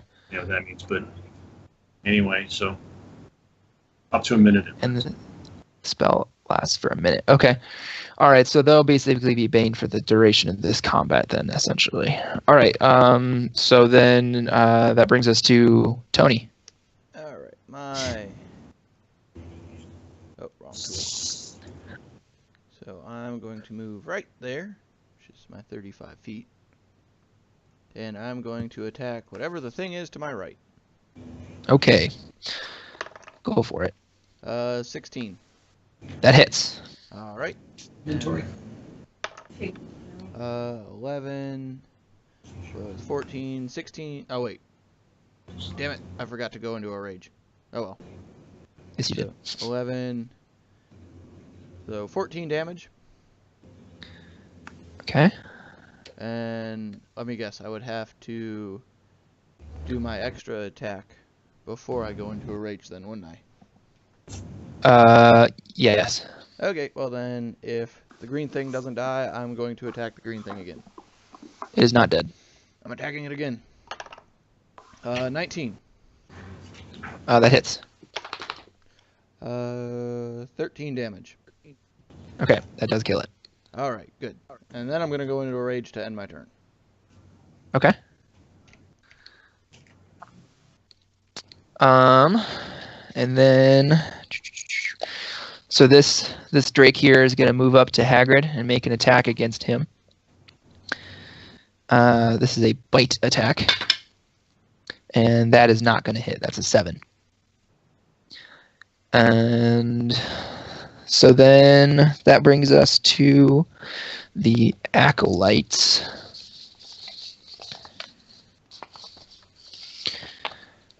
Okay.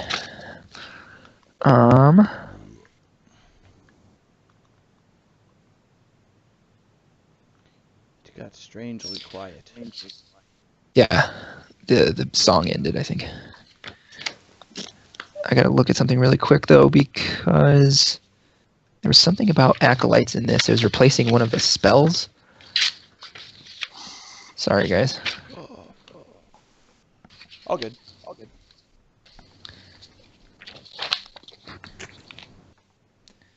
They have command instead of sanctuary. Okay.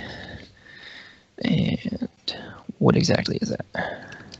You should try to figure out sometime this week. I think if it means what I think it means, then... Get that started in the afternoon. Command is a pretty good one. I remember reading. Yeah.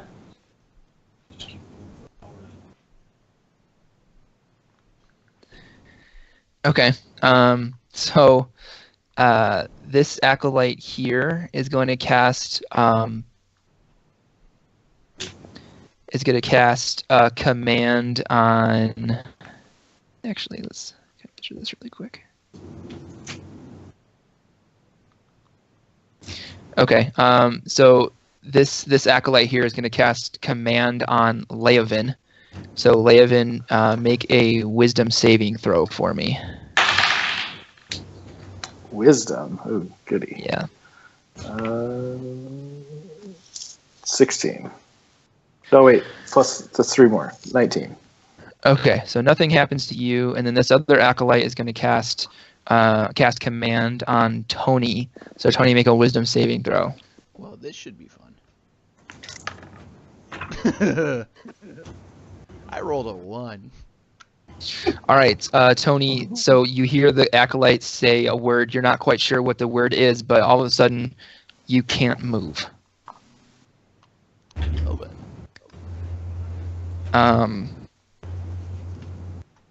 And that brings us to Berlynn. All right. I don't make people spell casting but me. So I'm going to run up here. And then I'm going to try and pick off both acolytes. Okay. So I have 16 and a nat 20. Okay, both of those hit, and the nat 21 is going to be a little different. So roll the first one first. All right, first one is 12. Okay, that acolyte is dead. And then, so so for your roll, whatever the dice is, roll that, and then double it, and then add your modifier. Oh, sweet! I got a 2 there. So a total of 8. 4. So that 2 becomes a 4, and then you add you're adding 4 to it. Yep. Okay. All right, that one is looking pretty rough, but he's still up. Does he get pushed at all? Yeah, he gets pushed 10 foot away from me. Okay, so he'll be there. He'll kind of he'll get hit. It'll like hit him in the chest, like kind of like a shotgun in a movie. It'll hit him in the chest, kind of send him flying back. He slides and ends up against the wall, but he doesn't hit it hard enough to hurt himself. So then the kobolds are gonna go. This one's gonna move up and make an attack on Hagrid. Oh, hold up, actually, I get my second attack. Oh yeah, that's right. I'm sorry. No worries. Let's do try again on that acolyte. Okay. And I'm gonna do one of the kobolds too. Okay. 14 and 8 on 8 was on the kobold. Okay, so the 8 is gonna miss, but the acolyte is hit, which basically, if your modifier is +4, then he's knocked out. Got him. Okay, and then so now it is the kobold's turn. This one's gonna move up and make an attack on Hagrid, and that is gonna be pretty sure it's a miss. Yeah, because that's 17. The second kobold is gonna attack Toni with advantage because Toni can't move, but he misses anyway. Yeah, each one of those disadvantage a D4 subtracted from there. Right. If it was going to be a hit, I was going to roll a d4. I wasn't going to roll it anyway. And then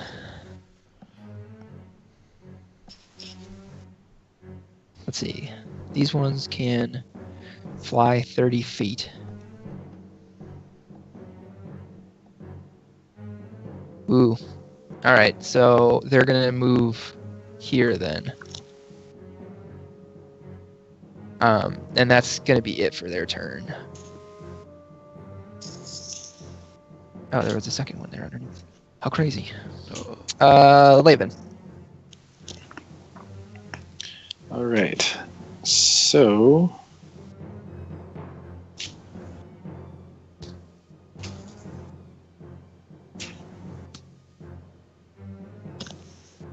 feel like I might not be useful in this one, so I'm gonna just turn into a panther. Okay. Does using wild shape cost an action? Yep. Okay. So you can still move. Okay, but I'm gonna move. Why can't I do this right now? Because you're on the ruler. Ah. I'm just gonna move there. Okay. Right there. Okay. I wanted to look real. You have the stat block up for a panther? Mm-hmm. Okay.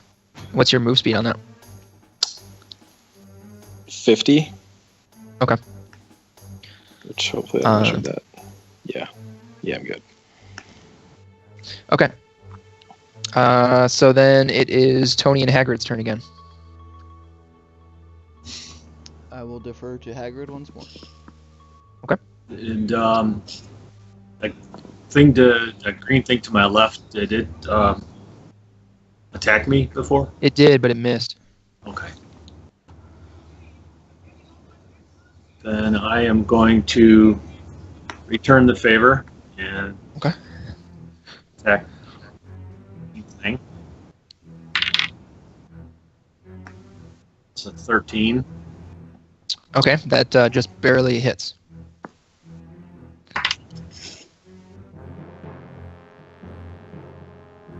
That's a 9. A 9? Yeah. Okay. Damage. It is not dead. For my bonus action. Okay. The creature right in front of me, swing at him. Okay. That's a 20, 13 plus 7. Okay, that hits. And that is a 12 damage. Okay, he dead.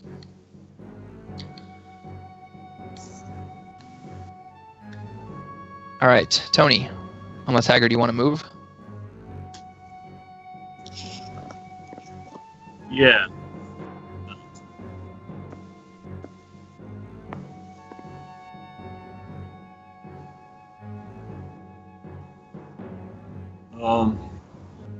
No, actually, I'm going to stay where I am. Okay. All right, then, Toni, you're up. First question, would I still be under the effects of command with the acolyte being dead? Yes, actually, you are halted, so you are not able to move or take an action. Sorry. I forgot about that. So I can do butt kiss. Exactly. Yes, I forgot about the halting thing. But that ends. So you'll be able to go your next turn. But for now, you're done. That Drake is going to try to make another attack on Hagrid. That is a 20. So that is going to do 4 damage to you, Hagrid.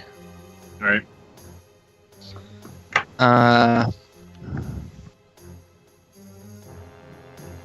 And then, actually, no, that's not. So then it's Berlynn's turn. All right, I'm gonna try and pick off this dude, followed by this dude. Okay. I've got 19 and 12. Okay, so you hit the kobold, but you missed the Drake. 8 damage. Okay, that kobold is dead. All right. Let's go for this guy, followed by that one. Okay. And those are 10 and 10. You miss both.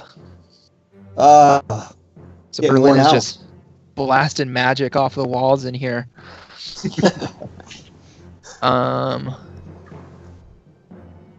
Okay, so this kobold is going to stay and try to make an attack on Toni, who is still halted, so it's going to have an advantage. I will subtract a d4 if it's going to hit.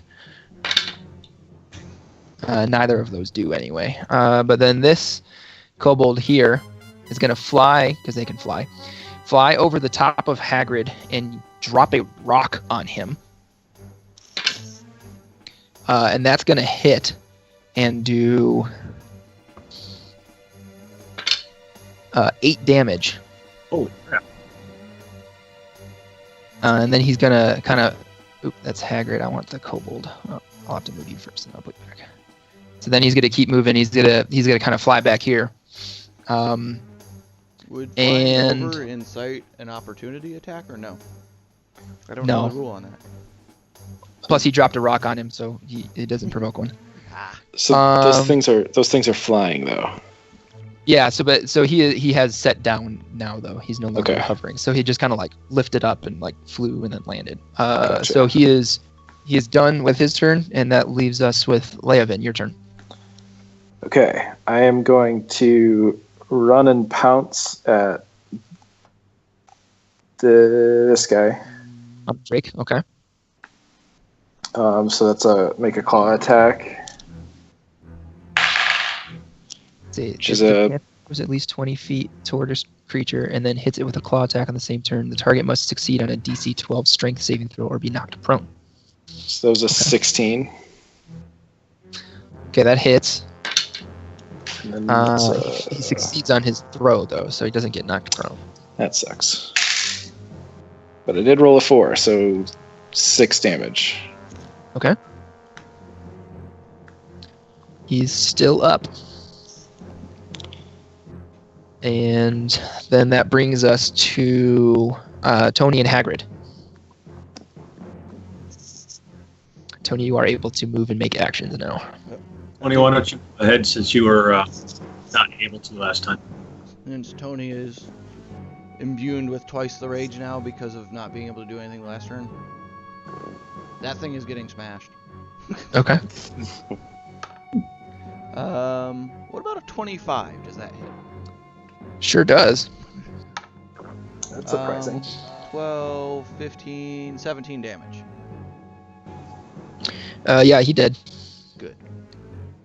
Since I can't attack anything else, I'm coming over here. Okay. Hagrid, you're up. All right, I'm going to attack the Drake. All right. That's a 14. 14 hits. Ouch. He only gets 5 damage. Okay. That is not quite enough to kill him. He's looking real ragged though.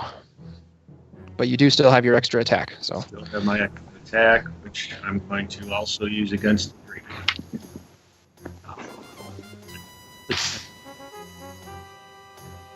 Sorry, what was that? A 10. It's a 10 hit. 10 does not hit. That's it for me. Okay. So then the Drake is going to see the armored Hagrid and think, my chances of hitting a panther are way better. And so he's going to take a bite attack at the panther. And that is a 23 to hit. Yep, just a 12, so. Okay. Whoop. And that is 3 damage. Okay. So, yep, still good. Okay. And then that brings us to Berlynn. All right, I'll shoot this Drake first, and then this assault whatever thing second. Okay. We'll go for, got an 8 on that Drake, and then a 25 on the. All right. little lizard. So you do hit the ambush Drake. Hey, ambush Drake takes 13 damage. All right, ambush Drake is down. All right, firing both of these Eldritch Blasts at the Drake. Can you do that? That is a 25 and another 8. The 25 hits. That does 7 damage. Okay, how do you want to do this? All right, so I shoot the Eldritch Blast dead center, and it forces all of the blood out to his extremities, and it starts like shooting all over the room like in an anime. Oh wow. Just leaving a little husk behind.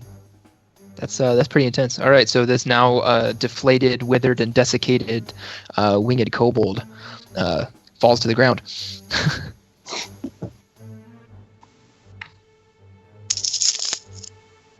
Right. All right, so Then I want to high five the. Who are you high fiving? I'm just gonna high five the team. Job well okay. done. All right. High fives all around. Tell him, Ellie.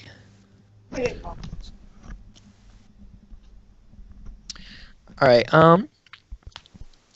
So now that you guys have seized the room, you can look around. You can see that the door that the raiders forced their way in through is heavily damaged.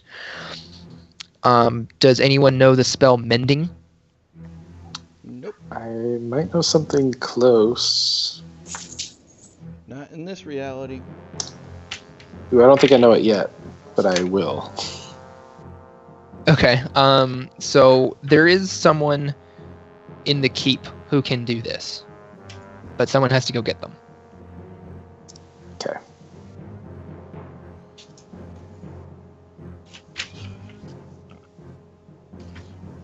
I'll go. Who is it? It's just one of the characters in the keep itself. So while Hagrid goes off, we still have our 3 other adventurers in the room, and while you guys are waiting for Hagrid to get back, another group of enemies forces their way in through the door. Well, this should be fun. Hey. Yikes. And so, Hagrid, you will not be a part of this fight. At least not for the first few rounds. But yeah, so you guys are in the room, and let's roll initiative again.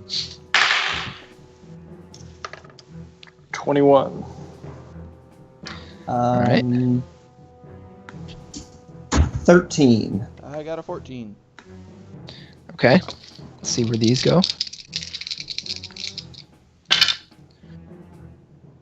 All right. So Leovan with his 21, he goes first. And then it was a 13 and a 14 for you two. Yep. Yes. Okay. And then Toni, you had the 14, right? Okay.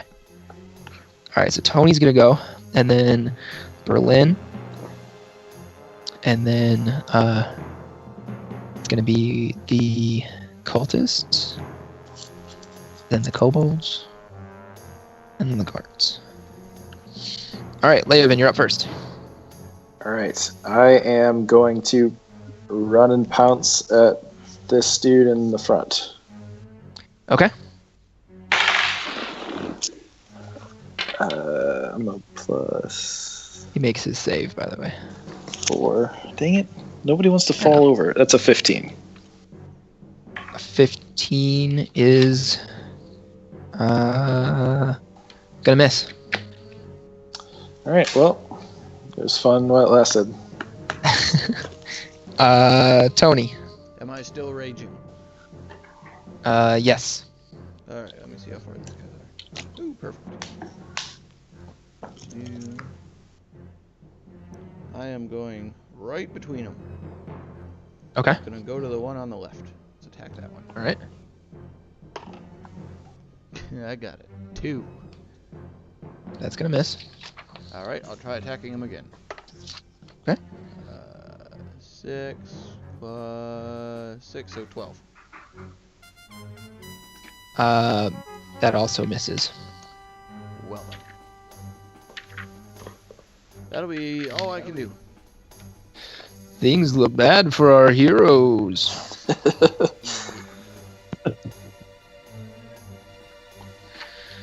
Okay. So after Toni is Berlynn. Right. Eldritch blast these suckers. There. We'll start off on this guy. Right. And then this guy. Okay. 9 and 13. Both of those miss. Oh! We're not All right. doing too hot. You guys are rolling Yo. really bad. We were found to miss eventually, right? 11 and 19. Okay, the 19 hits. All right. That does 11. That is just enough to kill him. It's not bad. All We right. killed one guy. Yeah, it wasn't too bad. All right, now it's the turn of the cultists. They're gonna swarm in on Toni and on Leovan. So it's gonna be 2 attacks against each of you. The first one misses Toni. Second one hits Toni. So that's gonna be. Oh Jesus.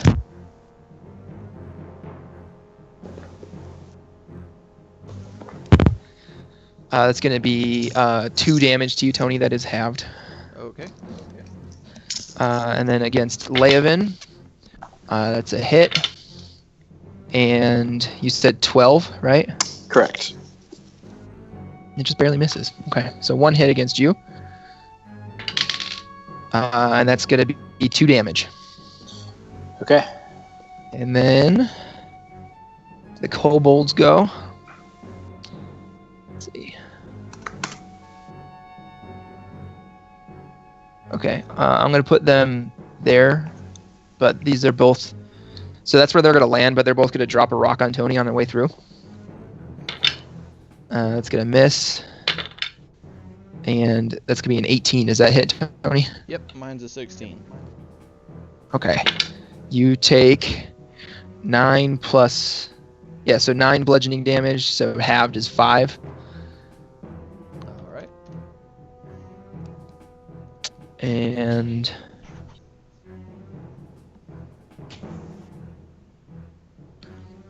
this kobold is gonna try to drop a rock on the panther. And that's gonna hit.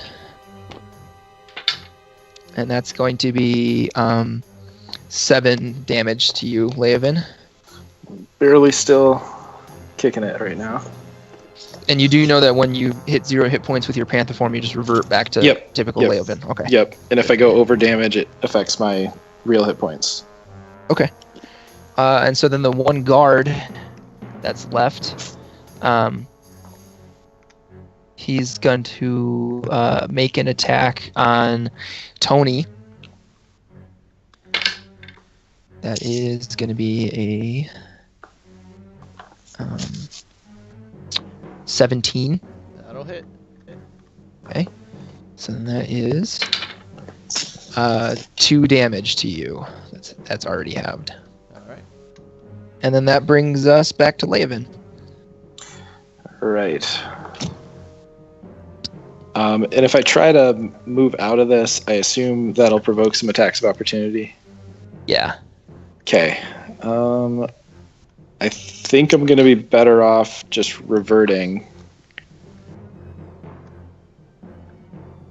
back to my normal form. Does that take an action? I think so. I think I'm pretty sure it does. I don't know. Yeah. Let me... I would say that if becoming that form takes an action, then reverting to it probably does too. Yeah. Let's just go with that. Okay. Yeah, you expend... Yeah, it'd be an action. Okay, so I'm just chilling there. Well, you still have a bonus action. You can cast up to a 2nd level spell. Ooh, okay. That's even better. Perfect. Okay. I thought I was just going to have to pray not to get smashed. Okay, so I am going to cast Thunder Wave. Okay. So I make a 15-foot cube around me. They have to make a Constitution saving throw. Okay. That's going to include everyone, including Toni. I can take it. Okay. All right. Is that 15 I'll just- feet? It's I'll just magic, roll isn't in. it? Bulk. It is magic. Gnome cunning. I get an advantage against it. Okay. Is that the 15 feet? Oh, I'm one. Wait, why am I? Is there a dude like above me, or was I standing somewhere else? You were Oh, I standing moved- right. I see. I you were moved standing myself. right there. I'm right there. Yeah. Okay, so I have to move this thing, and then not move myself. Okay, there we go. Okay. So everyone in there has to Alright. make a Constitution saving throw. Okay. So, I don't. the first cultist is a 10, so that's going to fail. So they take- Fails. The guard fails. Kobold fails. Fails. And Toni, how'd you do? I got a 16 total. and it's a 15 DC. All right, so Toni, you're safe. Leovan, go ahead and roll damage. All right, so it's 2d8 on all of them. So there's I rolled a 5 and an 8. Do we have to roll separately for each of them? Nope. So it's just 1 damage. So that's 13. 13 damage to everyone. Yep. Okay.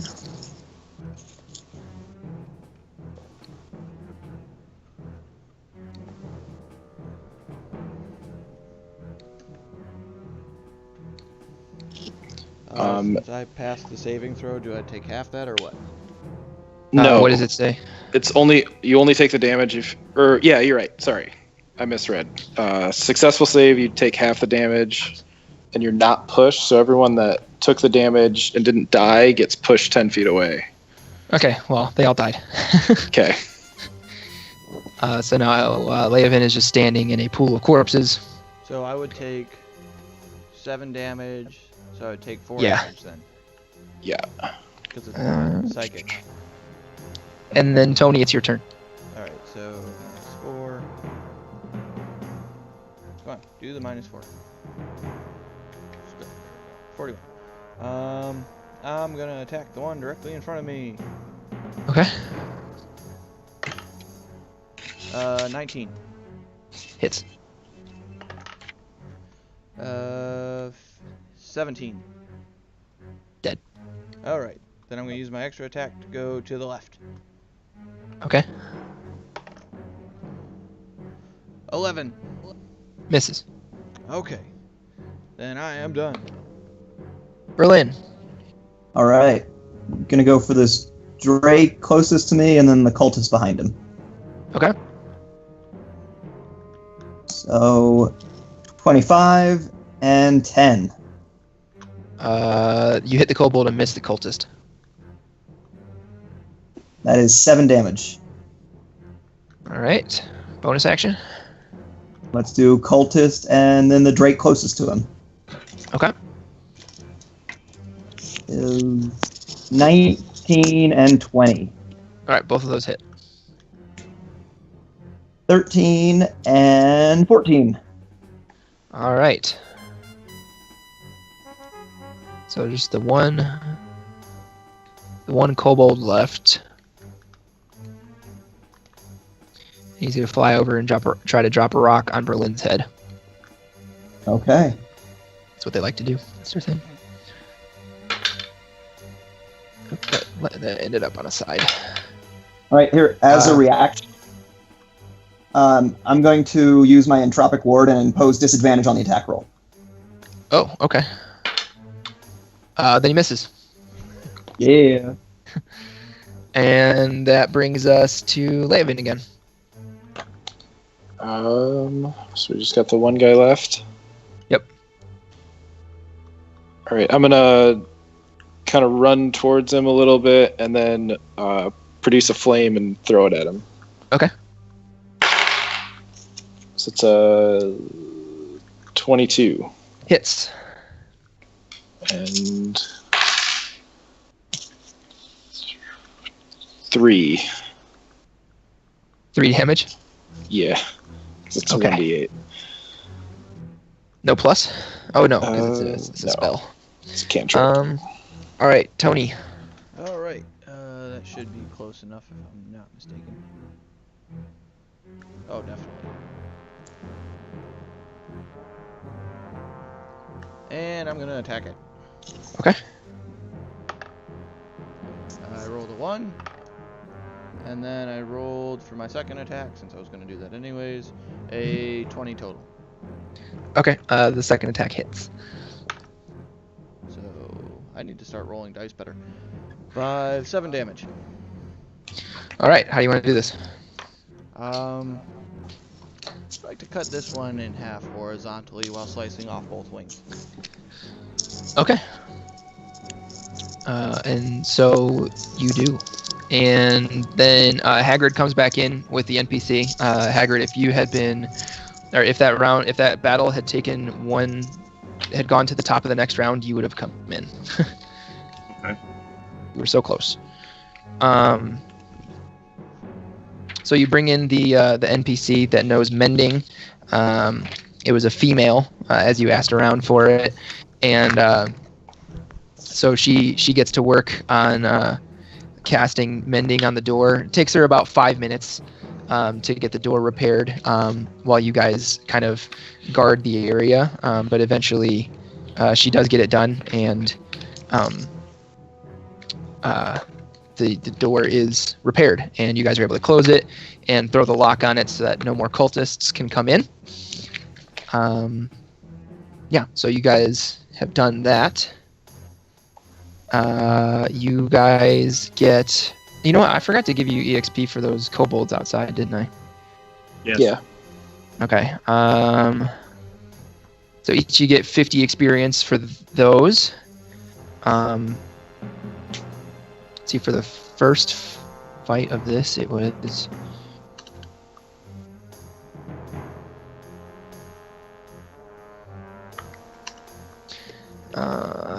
sorry.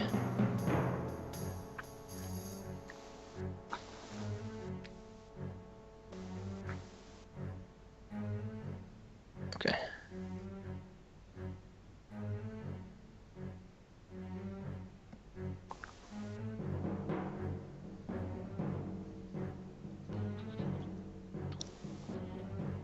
And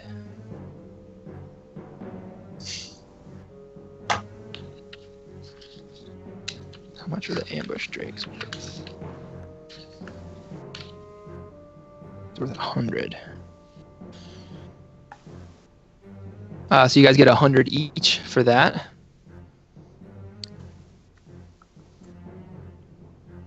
So we're up to 14,312.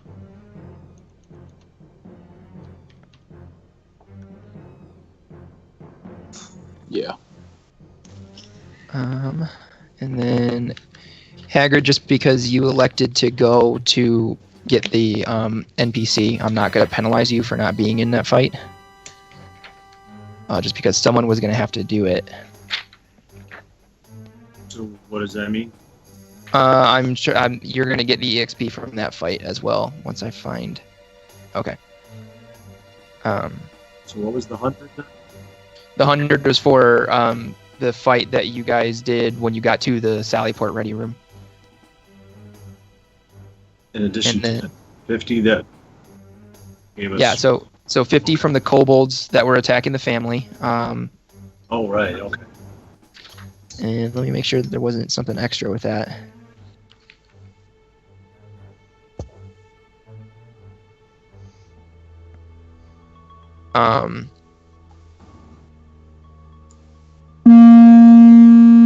What was that? So you guys also get an extra 50 each for helping Lenon and her family get to the keep safely. and then it was 100 each for the first group of enemies you fought in the Sallyport Ready Room, and then 63 EXP each for the second fight. Okay.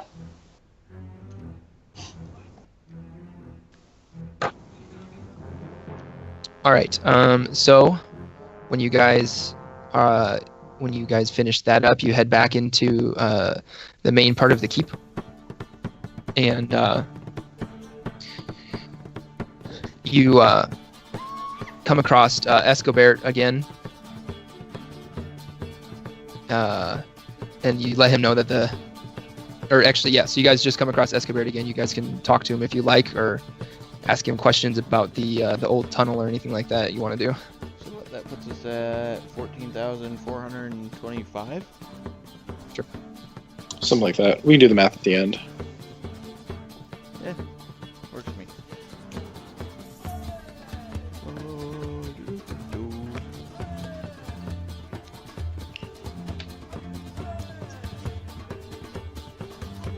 So did you guys want to talk to Castellan at all as compared to the raid? Yeah, definitely. Let's go to the next thing. Unless somebody needs some healing. I'm at about, I'm feeling a little rough. I could use a nap. A nice. How hurt are you? Let's say, I'd say about a third hurt. I'm starting to get a little rough. But without having to rest, I can use lay of hands on you guys to get quite a bit of your hit points back. Let them going. See, I'm healthy. Well, I'm All thinking should be more than adequate if we run into anything in the waterway, but I'm definitely going to need a long rest before I go fight a dragon. See, I've got cure wounds too. Alright, yeah, I'm definitely good to go to the waterway then. Alright, let's go talk to Escobar. Alright, escargot.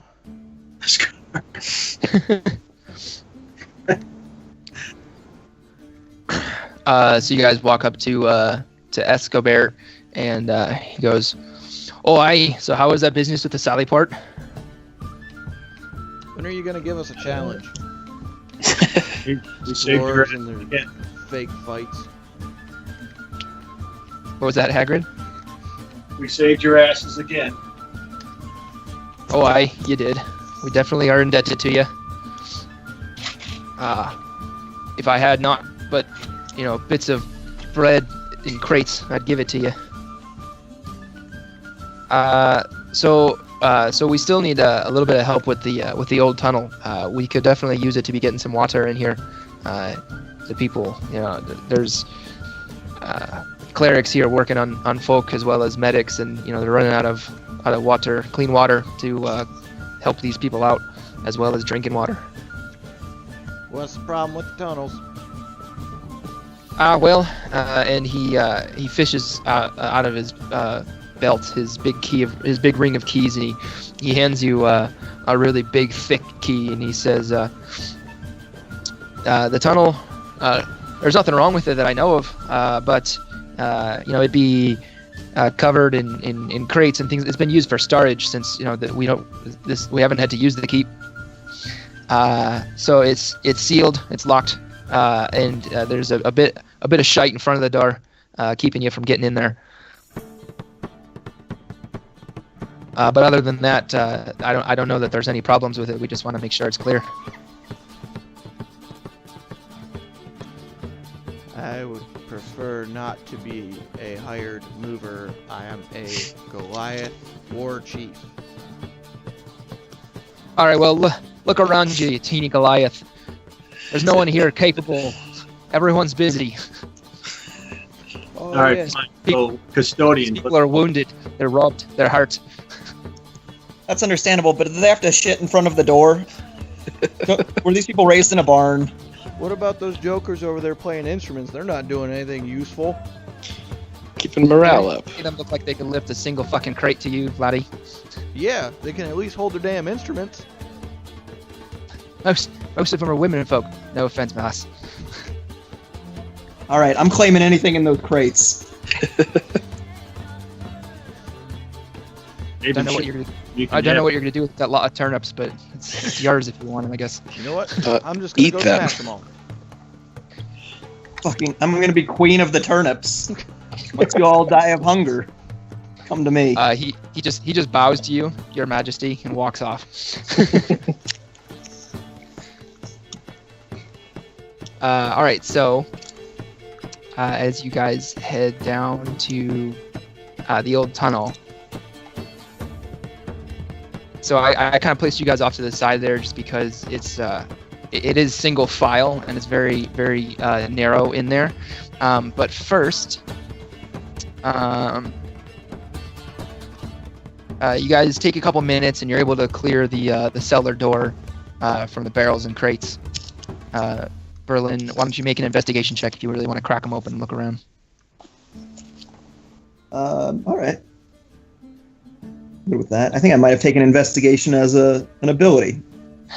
I'll take anything to do that. Oh, no, I didn't. So this is 13.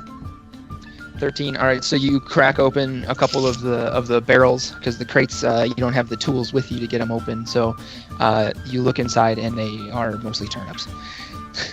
Bullshit. Turnip fight. Turnip for what? So anyway, who wanted to have grabbed the key from Escobar? I'll have it. All right. That's a bad idea. So Toni, you walk up to the lock of the cellar door and you put the key in there, and it's really rusted shut, and it's hard to get the key turned. Why don't you make a strength check for me? All right.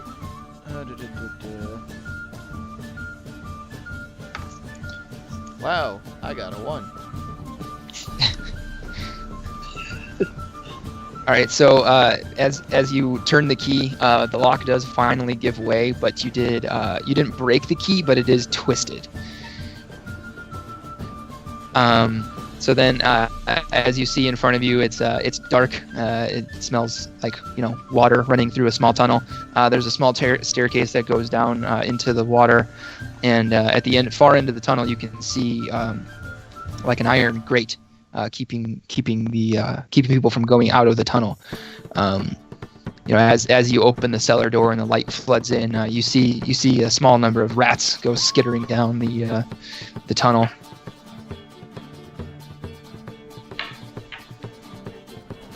So I missed every single word of that.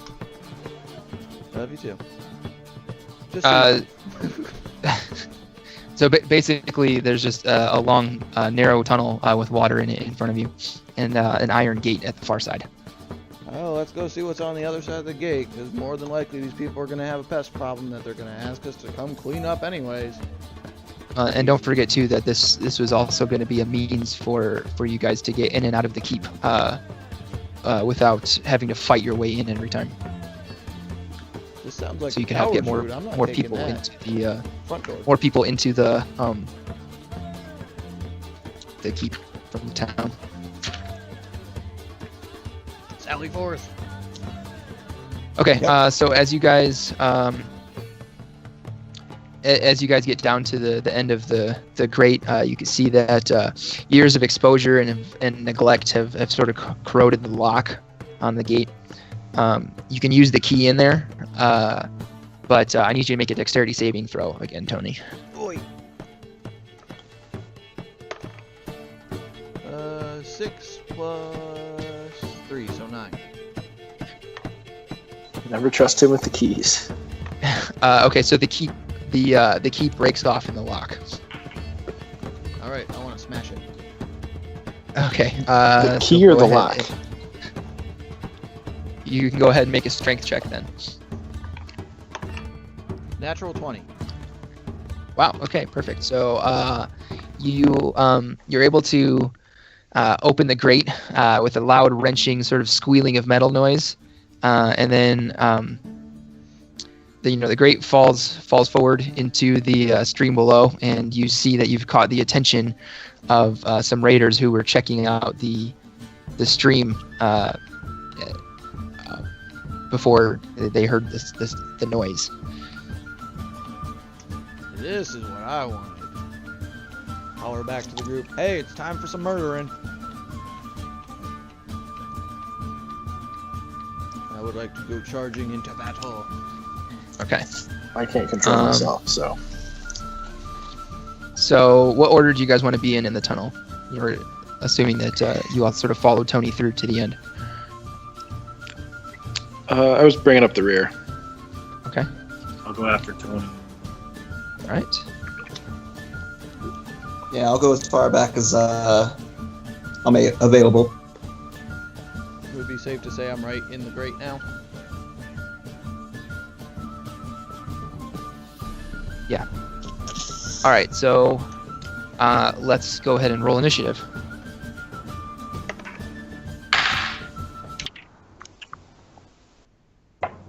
$21. 13. I got an 11.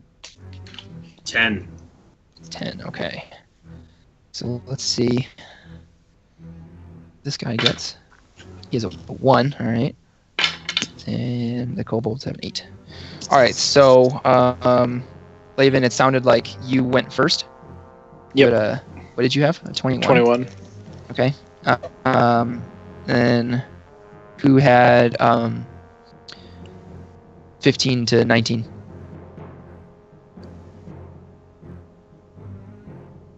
Doesn't seem like a single one of us. Okay. 10 to 14? 11. 13.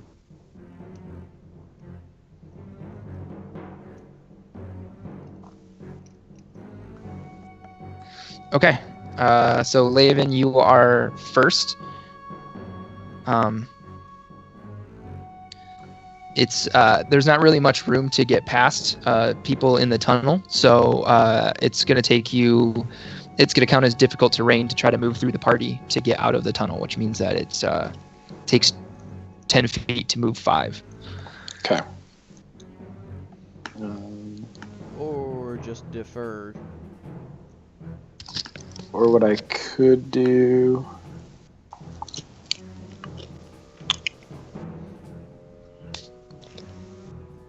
So I have one idea. If you guys wouldn't mind hanging back, we could just draw those in, and I can cast this spell that would cause any damage as they pass through. Unless you guys just want to kill these things quickly, because we could also do that. I'm a fan of wholesale murder. Okay, so let's go. I'm going to be a black bear. Just hang out for a minute. All right. Berlynn. Yeah. Let's do... I'm sorry. Let's do... Sorry, my roll tweet D20 just popped away. I'm just going to Eldritch Blast as per usual. So because of the close confines of being in the tunnel, you are unable to shoot past Hagrid and Toni to get outside. So you'd have to step through out of the tunnel. In that case, I think I might be able to do something fancy, actually. Ooh, I like fancy. I can... What is it? Misty Step, which allows me to teleport up to 3 feet to an unoccupied space that you can see. Nice, okay. So that is 5, 10, 15, 20. So can I see to the left and right of this opening?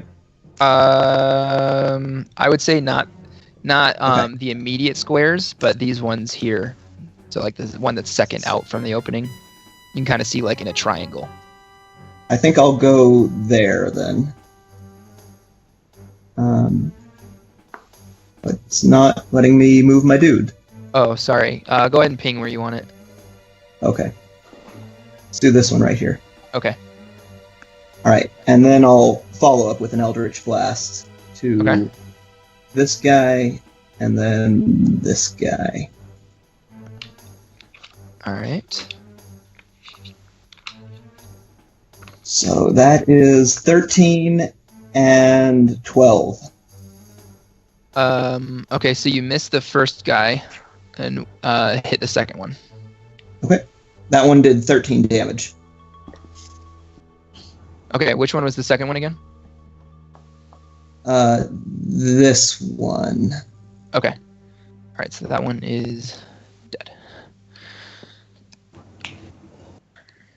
And so then that would bring us to Hagrid. Really? I thought I had the worst initiative roll. Nope. I had Out of the. Oh yeah. Sorry, it's Toni, then Hagrid. Yeah, I only had a 10. I barely won that one. Alright. Then I'm gonna move over here, put myself into a rage, and smash the dude immediately in front of me. Okay. Hold on, I have to let children into my house.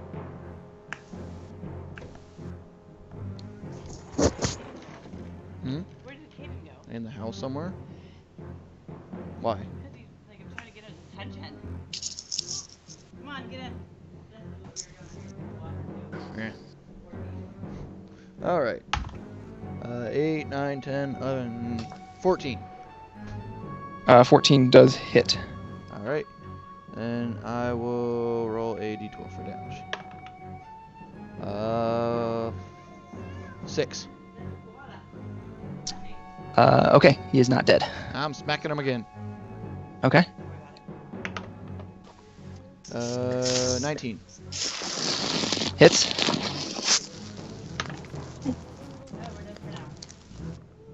Ten damage. Okay, he's dead. And then it's Hagrid's turn.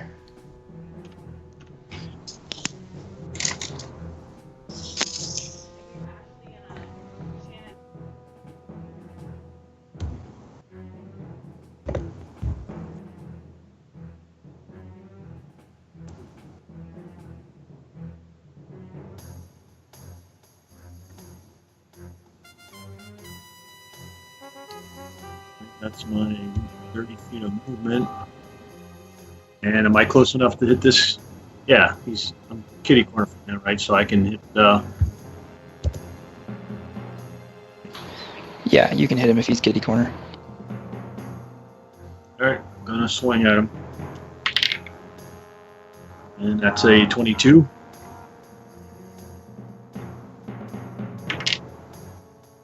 And 9 damage. A 22 hits, and 9 damage kills him.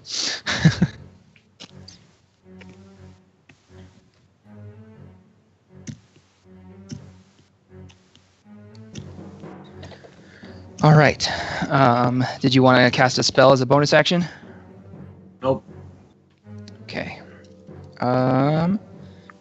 So then it's the kobold's turn. So that one's going to move there. That one's going to move there. So the one to the north of you, Hagrid, is going to try to hit you with his dagger. He misses. Toni, that one's trying to swing at you. He also misses.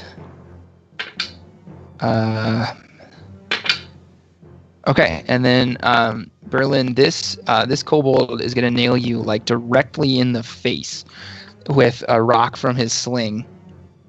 Sweet. And that's going to do 4 damage. Okay. And then back to Leovan. All right, I am going to run out here. So, 1, 2, 3.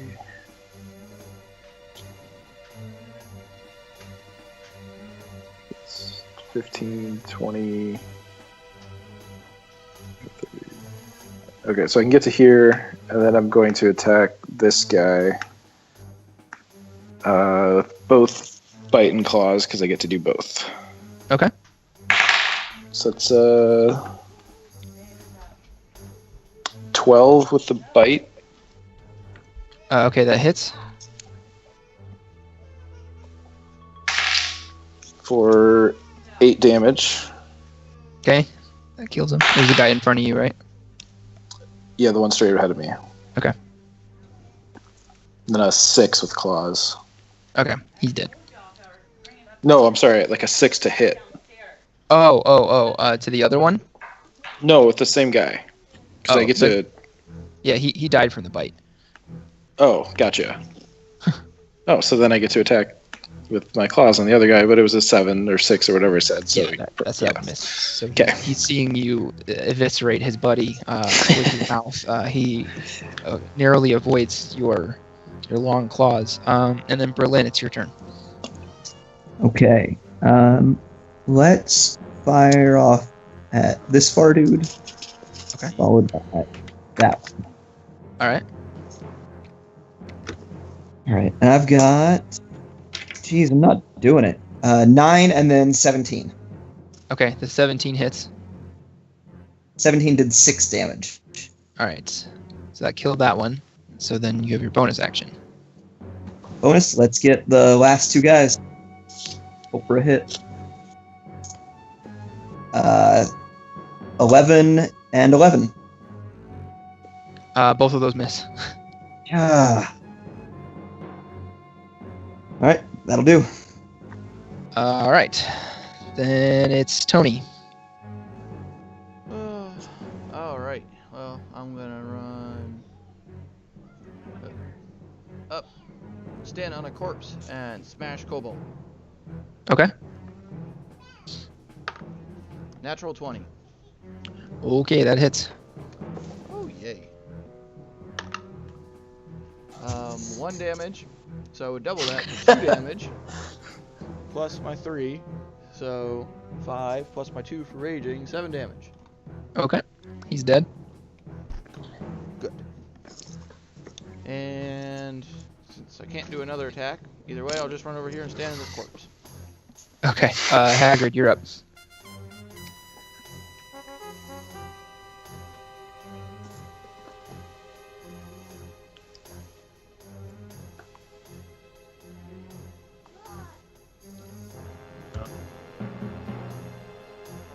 Take a cube full line with Toni and stand on the corpse.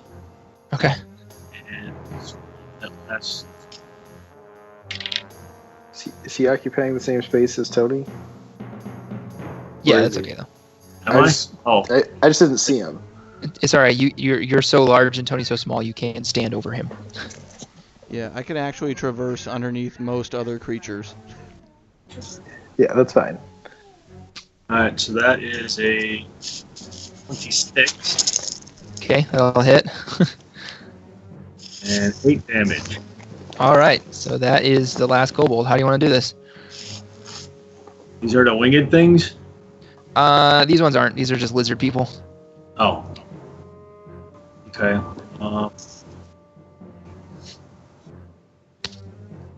Just lop its head off. All right. Watch it fall to the ground. Yeah. So you kind of redouble your grip on your longsword, and you sort of like rotating and twisting, leading through with your shield, and then hacking through with your longsword. You sunder his head from the rest of him. And you guys each gain 88 experience from that. And you find 10 gold. Total? Yeah.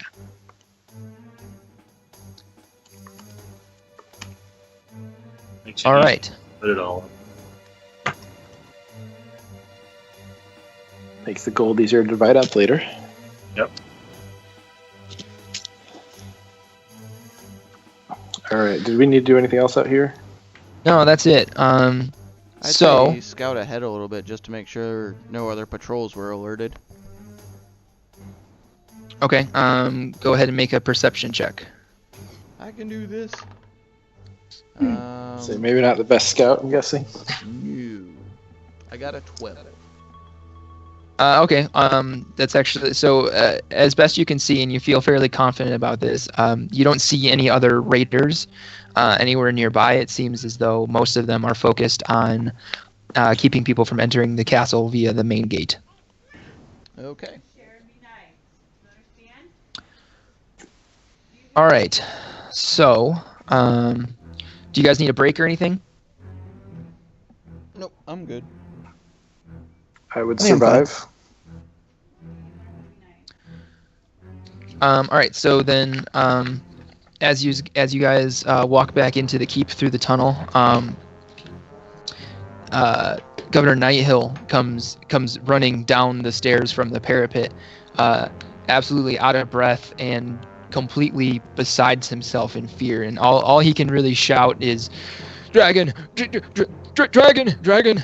And so it appears as though the dragon has begun to assault the keep itself, and is actually actively circling the parapet of the keep, as opposed to the town of Greenest as a whole.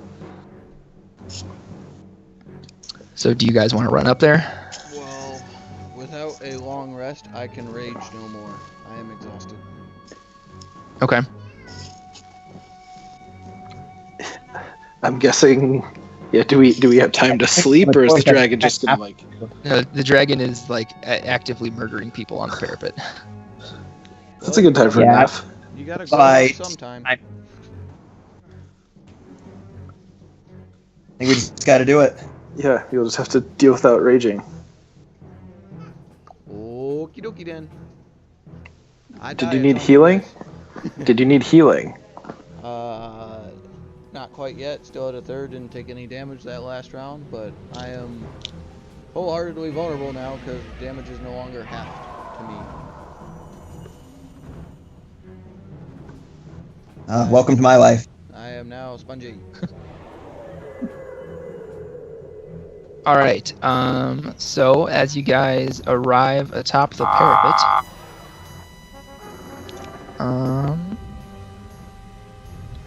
Big blue dragon. mhm. I have food on the parapet. So you see about 20 archers and defenders along the walls, who seem to have mastered their fear of the dragon.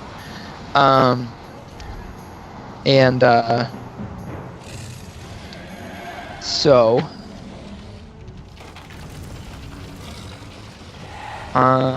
yeah, why don't we go ahead and roll initiative?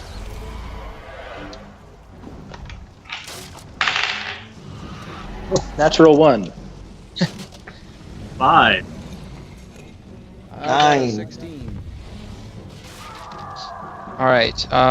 So 15 to 20. 16. Okay. 10 to 14. 1. Wow. Okay. And 5 to 10. 5. 9. Okay. All right. Okay. So, Tony, you are up first. All right. Let's see here. What would be 35? This dragon is flying, right? Currently, yes. Gonna go run. I can help somebody out. There. To him. That's all I can do. Do you want to do something like take the dodge action so that you have advantage on attacks?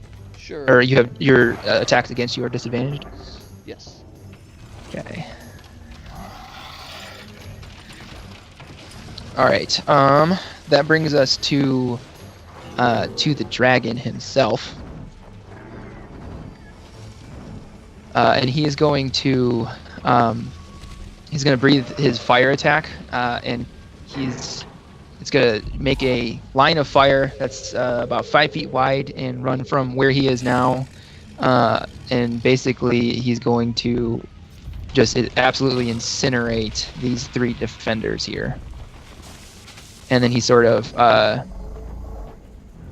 flies back off a little bit. He flew down towards the parapet to do that, and then is maintaining his distance again.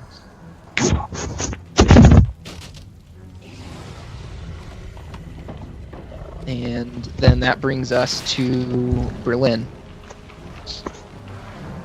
All right. Does anyone want to fly to go to the dragon? I can cast fly on someone. Probably not the best idea for me to do that, unless you can, like, I'm still a bear right now, so if you, like, put me on its back, is that a good thing, or?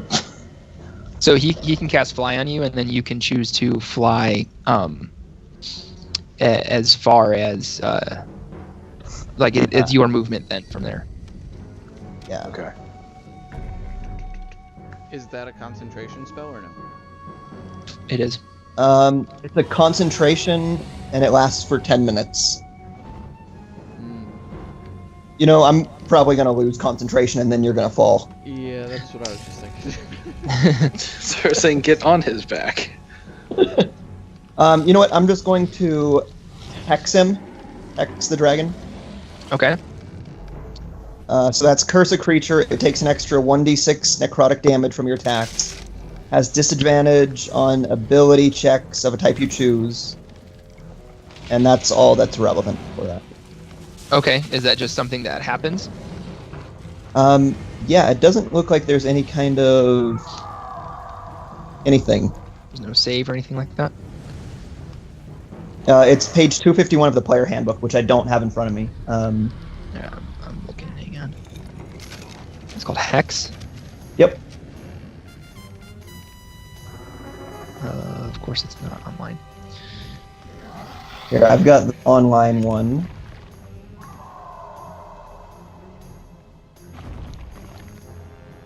Yeah, it doesn't look like he has any way to avoid it. Okay. You place a hex on a creature within... Oh, see, within range. Range of 90 feet. Oh, yeah. Okay. Uh, Yeah, that should be fine.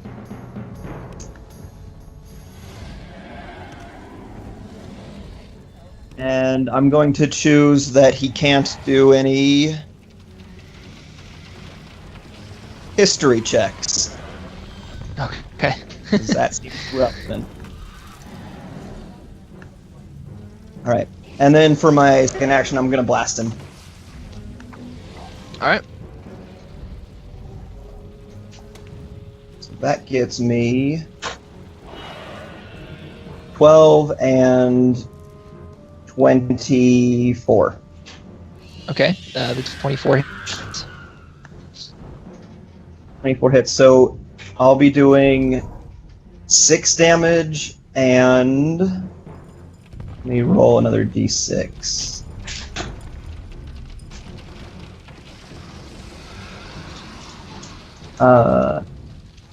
Looks like 8 damage. How much? A total of 8 damage. Okay. All right. And then it pushes him away is 10 feet Hagrid's too, turn. But I don't think that's relevant. I don't think you can move him.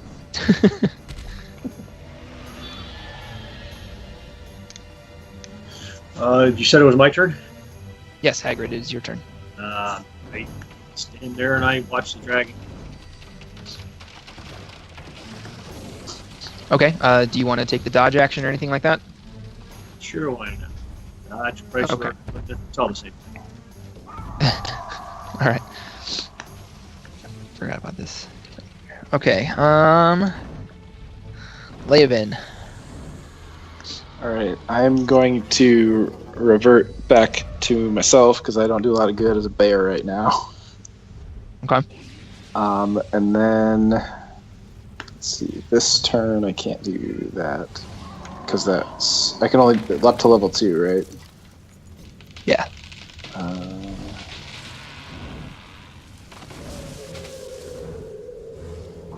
Let's cast.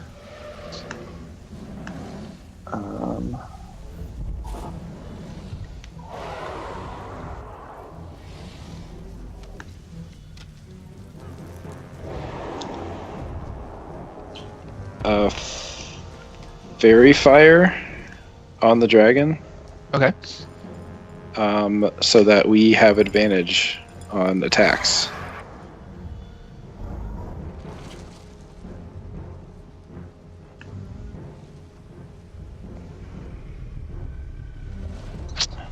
Okay. How does that work?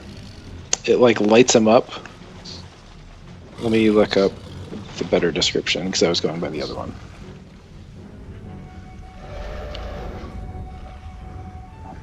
Okay.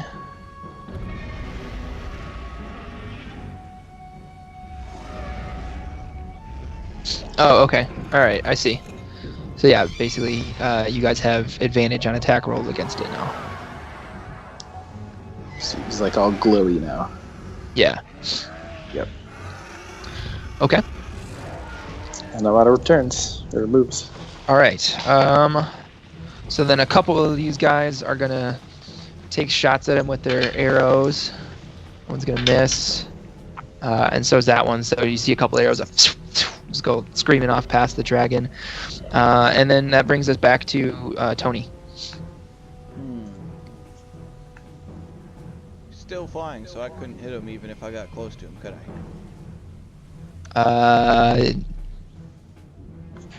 No, not unless you were somehow able to climb on top of that turret. But then you have to wait for him to come back around.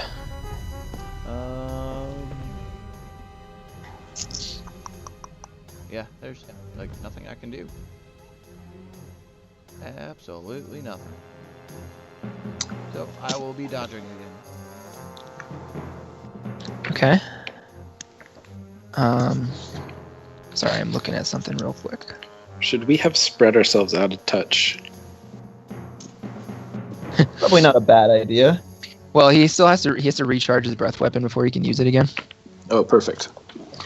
But anyway, it is his turn. He is going to attempt to recharge his breath weapon. And he does not. So, he's going to swing down and make a tail attack against Hagrid.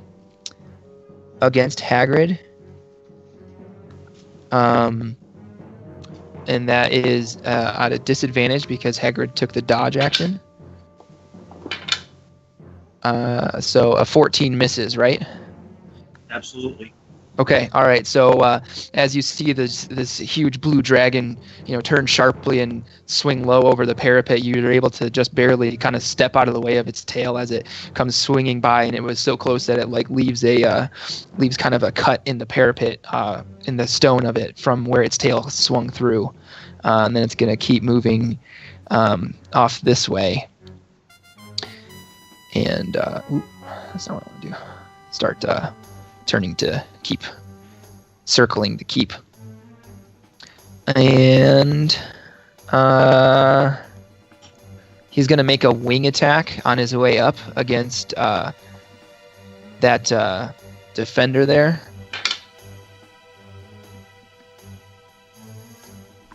Let's see. Oh, okay. So he failed that DC 20 dexterity saving throw, and has been flung by the wind of the wings off the tower. So he is dead. Well, that had to hurt. And then, so now that brings us to Berlynn. All right, I'm gonna blast him. Okay. Eldritch blast away. Yeah. So that is It's a pretty powerful cantrip, by the way. Yeah. It's basically the thing that the Warlock class revolves around. Right, that makes sense. 16. Does that hit? 16 does not hit. All right, then re-rolling that. 16 again. Missed it. Second attack is 21. That hit. That hits. All right. Damage for that is 7. Okay. Right. Second round of attacks, or the second time I'll cast that. Yeah. Nat 20. Awesome. Damage for that ends up being 10. You rolled a 5. It's. I get. Sorry, I just re-rolled the dice roller. It is a D10 plus 4 plus a D6 because of the hex. Okay. So it was. So the D10 that you roll and the D6, those numbers should be doubled since you rolled a critical. Oh, okay. So 10 minus 4, 6, 12, 16 damage. Okay. That. All right. And the other one, I think I got. The other one missed. Yeah. Okay. All right. Hagrid.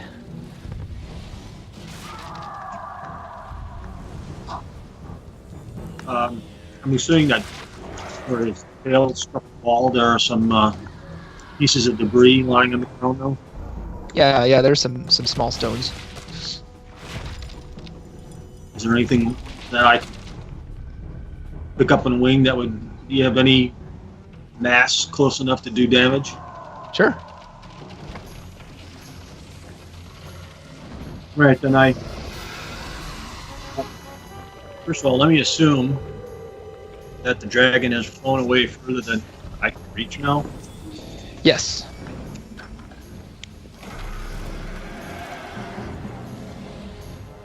So he never really gets lower than 25 feet. So if you were to kind of run up to the edge of the parapet, you could definitely hit him with the rock. I grab the largest piece of debris I can find that is not. Okay. And attempt to hit anywhere. Okay. Go ahead and roll a d20 and add your dexterity modifier. And you do have advantage on the attack, so if your first one misses, you can roll again. Oh, all right. That's 15 plus dexterity. That's an 18. I probably don't. 18 just barely misses, unfortunately. All right. So as you throw this chunk of parapet at the dragon, it's this massive sort of tar and rock. You see it just barely goes over the top of the dragon. You may have hit him in the wing if his wing wasn't flapped down at the time. So then that brings us to Leovan. All right. I am going to conjure animals. Okay. And get us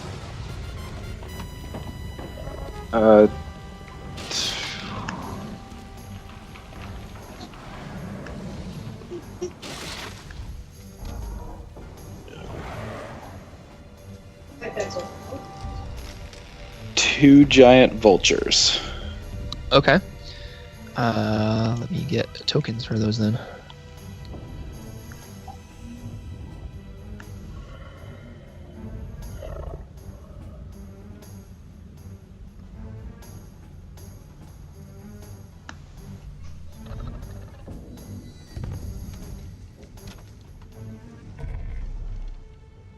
That was funny. I wanted a different colored one. There we go. All right, so that's the best I can do on short notice. Yep. So I will give you control of those. And I have to roll an initiative for them.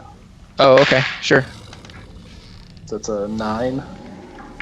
Okay. I don't know where that puts them in the shuffle. I think right before you. Okay. Okay. So is that the end of that spell? Is that how that works? Yeah, like then I'll start telling them what to do when it's their turn. Okay.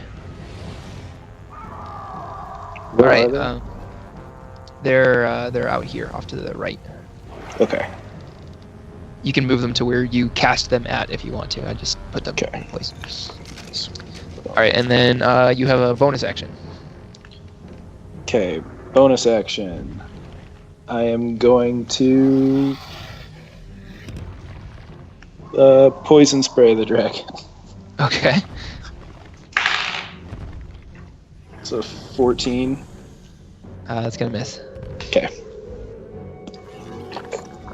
And kind of move over there. Alright. All right. A couple more of the defenders. There's going to be 3 of them this time. Taking shots at the dragon. That's going to be a miss. Close. And another miss. So they're trying, but they're not getting very far. And that brings us back to Toni.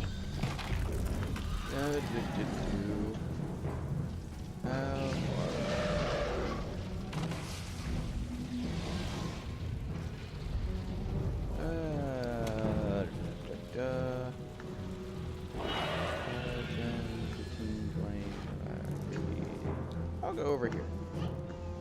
And again, dragon's too far away for me to do anything. Okay. Do you still want to take the dodge action, anything like that? Yep, I will be dodging. Okay. So then it's the dragon's turn. So he try to charge his breath weapon. He does not charge his breath weapon again. And then he is going to... He's going to kind of turn back and fly over the keep and try to hit Toni with a claw attack.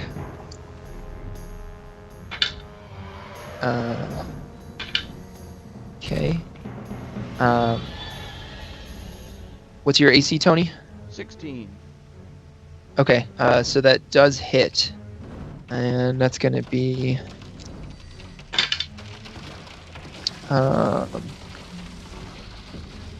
15 damage.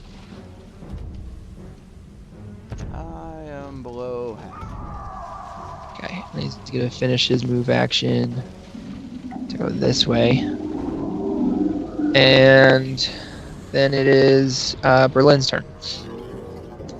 Can I take a look at the dragon? Like, how is he doing? Is he like the same as he's ever been? I mean, you guys are doing a little bit of damage to it, but he seems kind of unfazed by it.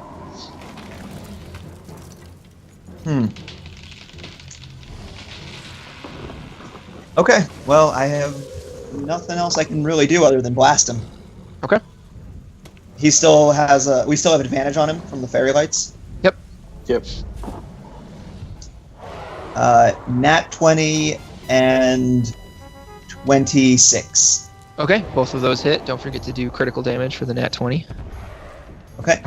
Nat 20 is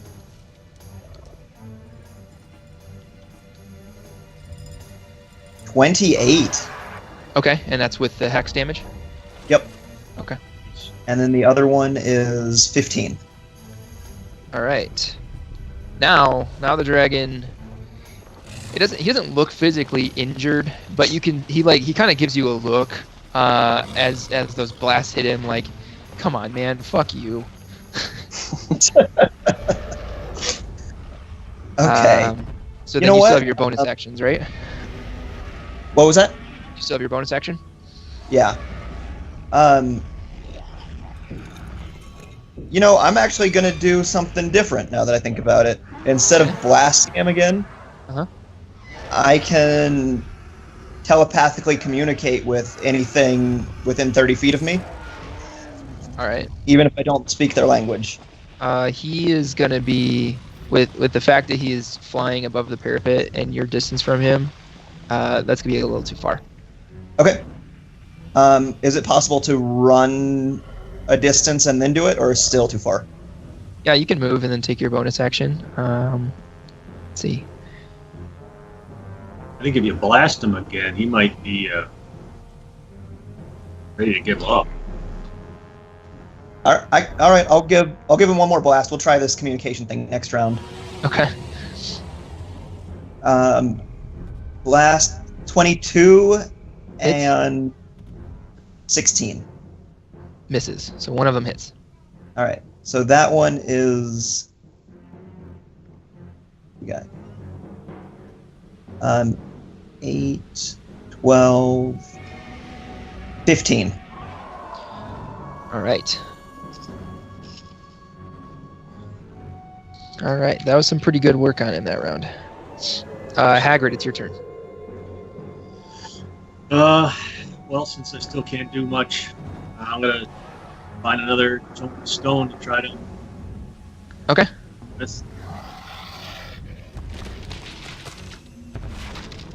Is there any advantage to this one again, or? Yep, you still have advantage because of Leovan's fairy fire spell. All right. Yeah, that's not going to work. That's a 13. That was your highest one? Yep. Okay. Yeah, no, that one misses again. This time by a little bit more of a wider margin. And this is why a paladin not as much fun as a cleric.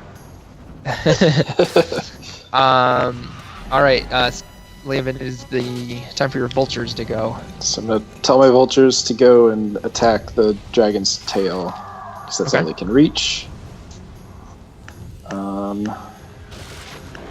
So the first one, so they get to attack twice, one with the beak and one with the talons. Okay. So the first is a 19. Hits. And so that's 8 damage. And then talons, 6. So probably not going to hit. Nope, it does not hit. And the second one rolled a 1 with his beak. And then a 16. Nope, both of those miss. Okay. And then it's your turn. Okay, and then with my turn, even though I see that he's blue, so I'm pretty sure lightning damage isn't going to hurt him that bad, I'm going to cast Lightning Bolt. Okay.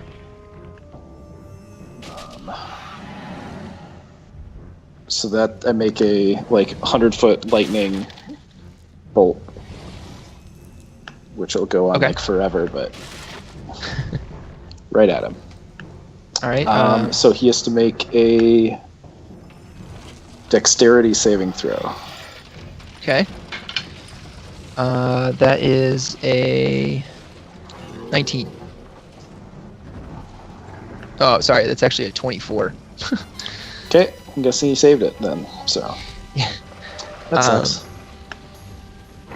Yeah. He's more dexterous than I thought. And then you do still have a bonus action. Okay, and then with the bonus, what else can we do here?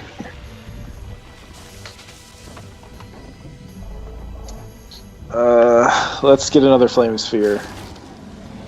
Okay.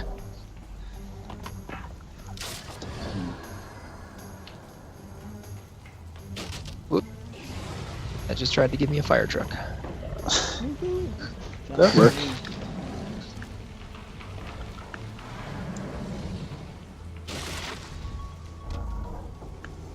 Alright.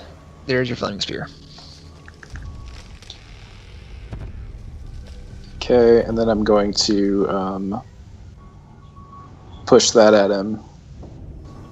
Okay. And he has to... Where am I?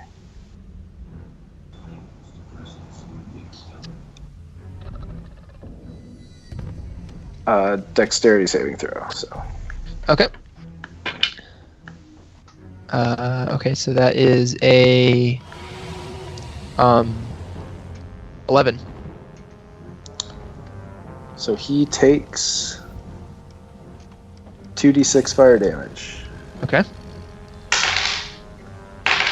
6 and a 4. Perfect. All right. So with that scorching, the dragon, he kind of flies straight up and stops for a minute, looks kind of despondent, and then you see him just take off into the night. He's very much just over all of this shit, so he leaves. So you guys did it. You beat the dragon. Sort of. Woo! You each get 50 experience. Frickin' cowardice dragons.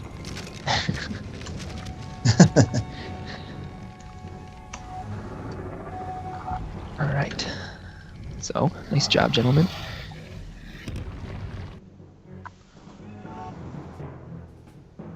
All right. Let's go talk to the mayor governor guy and let him know his dragon is gone. I'm getting dirty looks, by the way.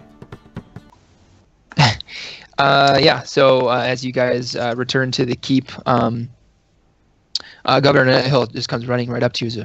Is the dragon gone? I would appear so. Oh, He's gone gosh. now. There's no telling when he'll come back. This is the best news since the keep was actually open. Well, thank you so much. We our keep is safe. It is secured, and we have running water. We don't have a dragon attacking us anymore.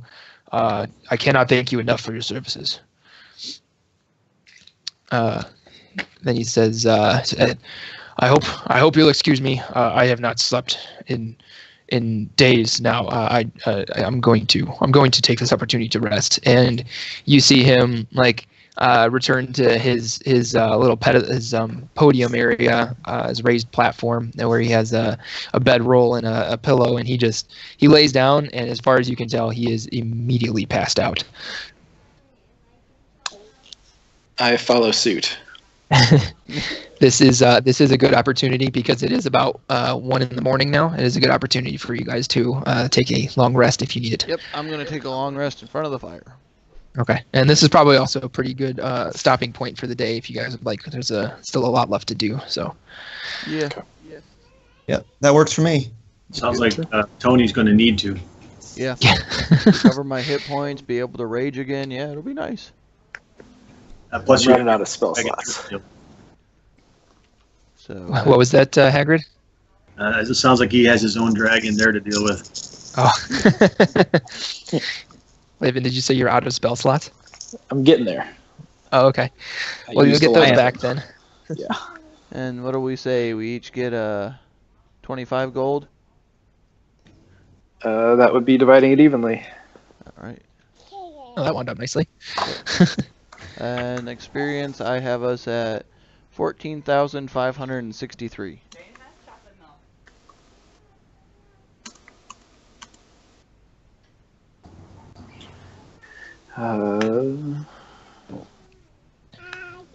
Oops, wrong button.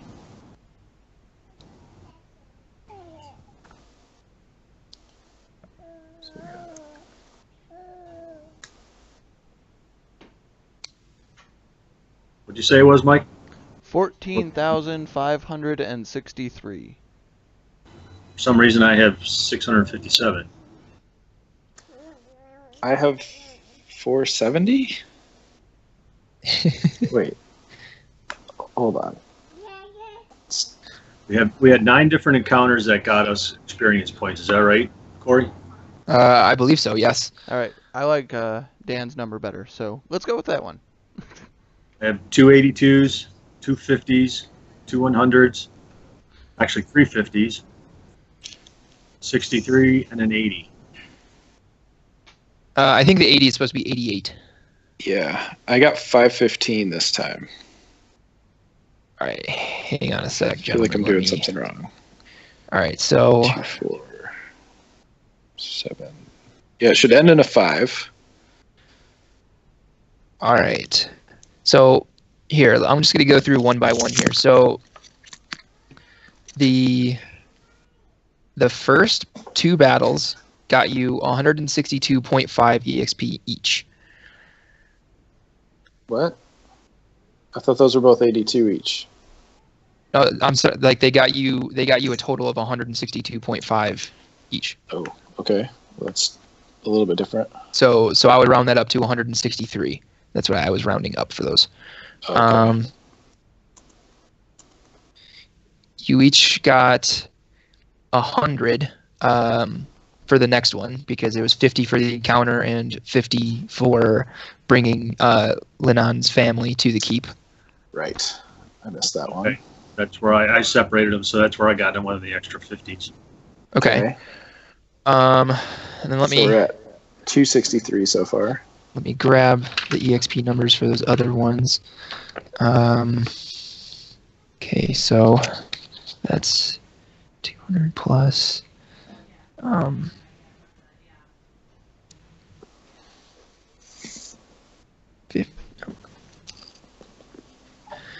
It was 100 for the next encounter, Mm-hmm. and Then or for the guards worth again.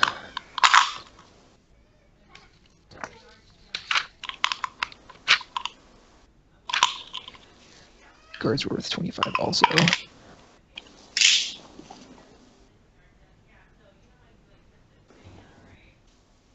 Oop. And then it was 63 for the next one. And that was the second Sallyport encounter. And then for the encounter outside of the old tunnel, there were 6 kobolds and 1 Dragclaw that you guys had no problems with whatsoever, which is a challenge rating 1 creature. Well, it would look different. Kill it first. You guys got 88 for that one. Yep. And And then then 50 at the end. Yeah, 50 for driving off the dragon.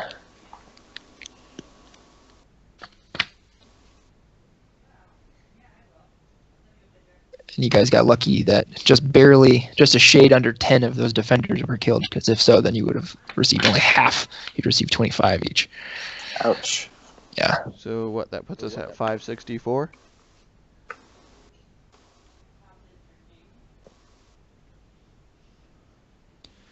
I'm guessing if that number is based off of the numbers that I told you, then yeah. Well, I may have missed one because of. I got 564 also. Okay. And it's a quorum, 564.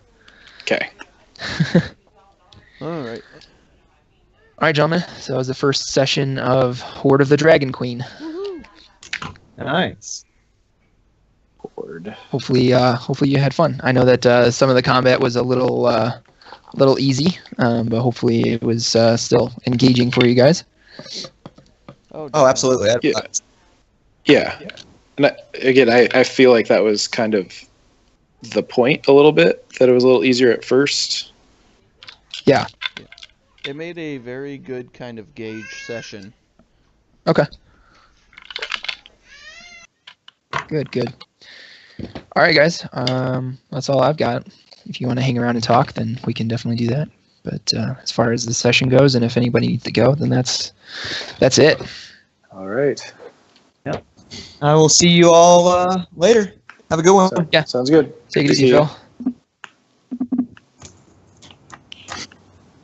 All right. Yeah, I'm gonna hop off too, so I'll see you guys. Yeah. All right, talk take to it y'all easy, later. Scott. Take it easy. See you, Mike.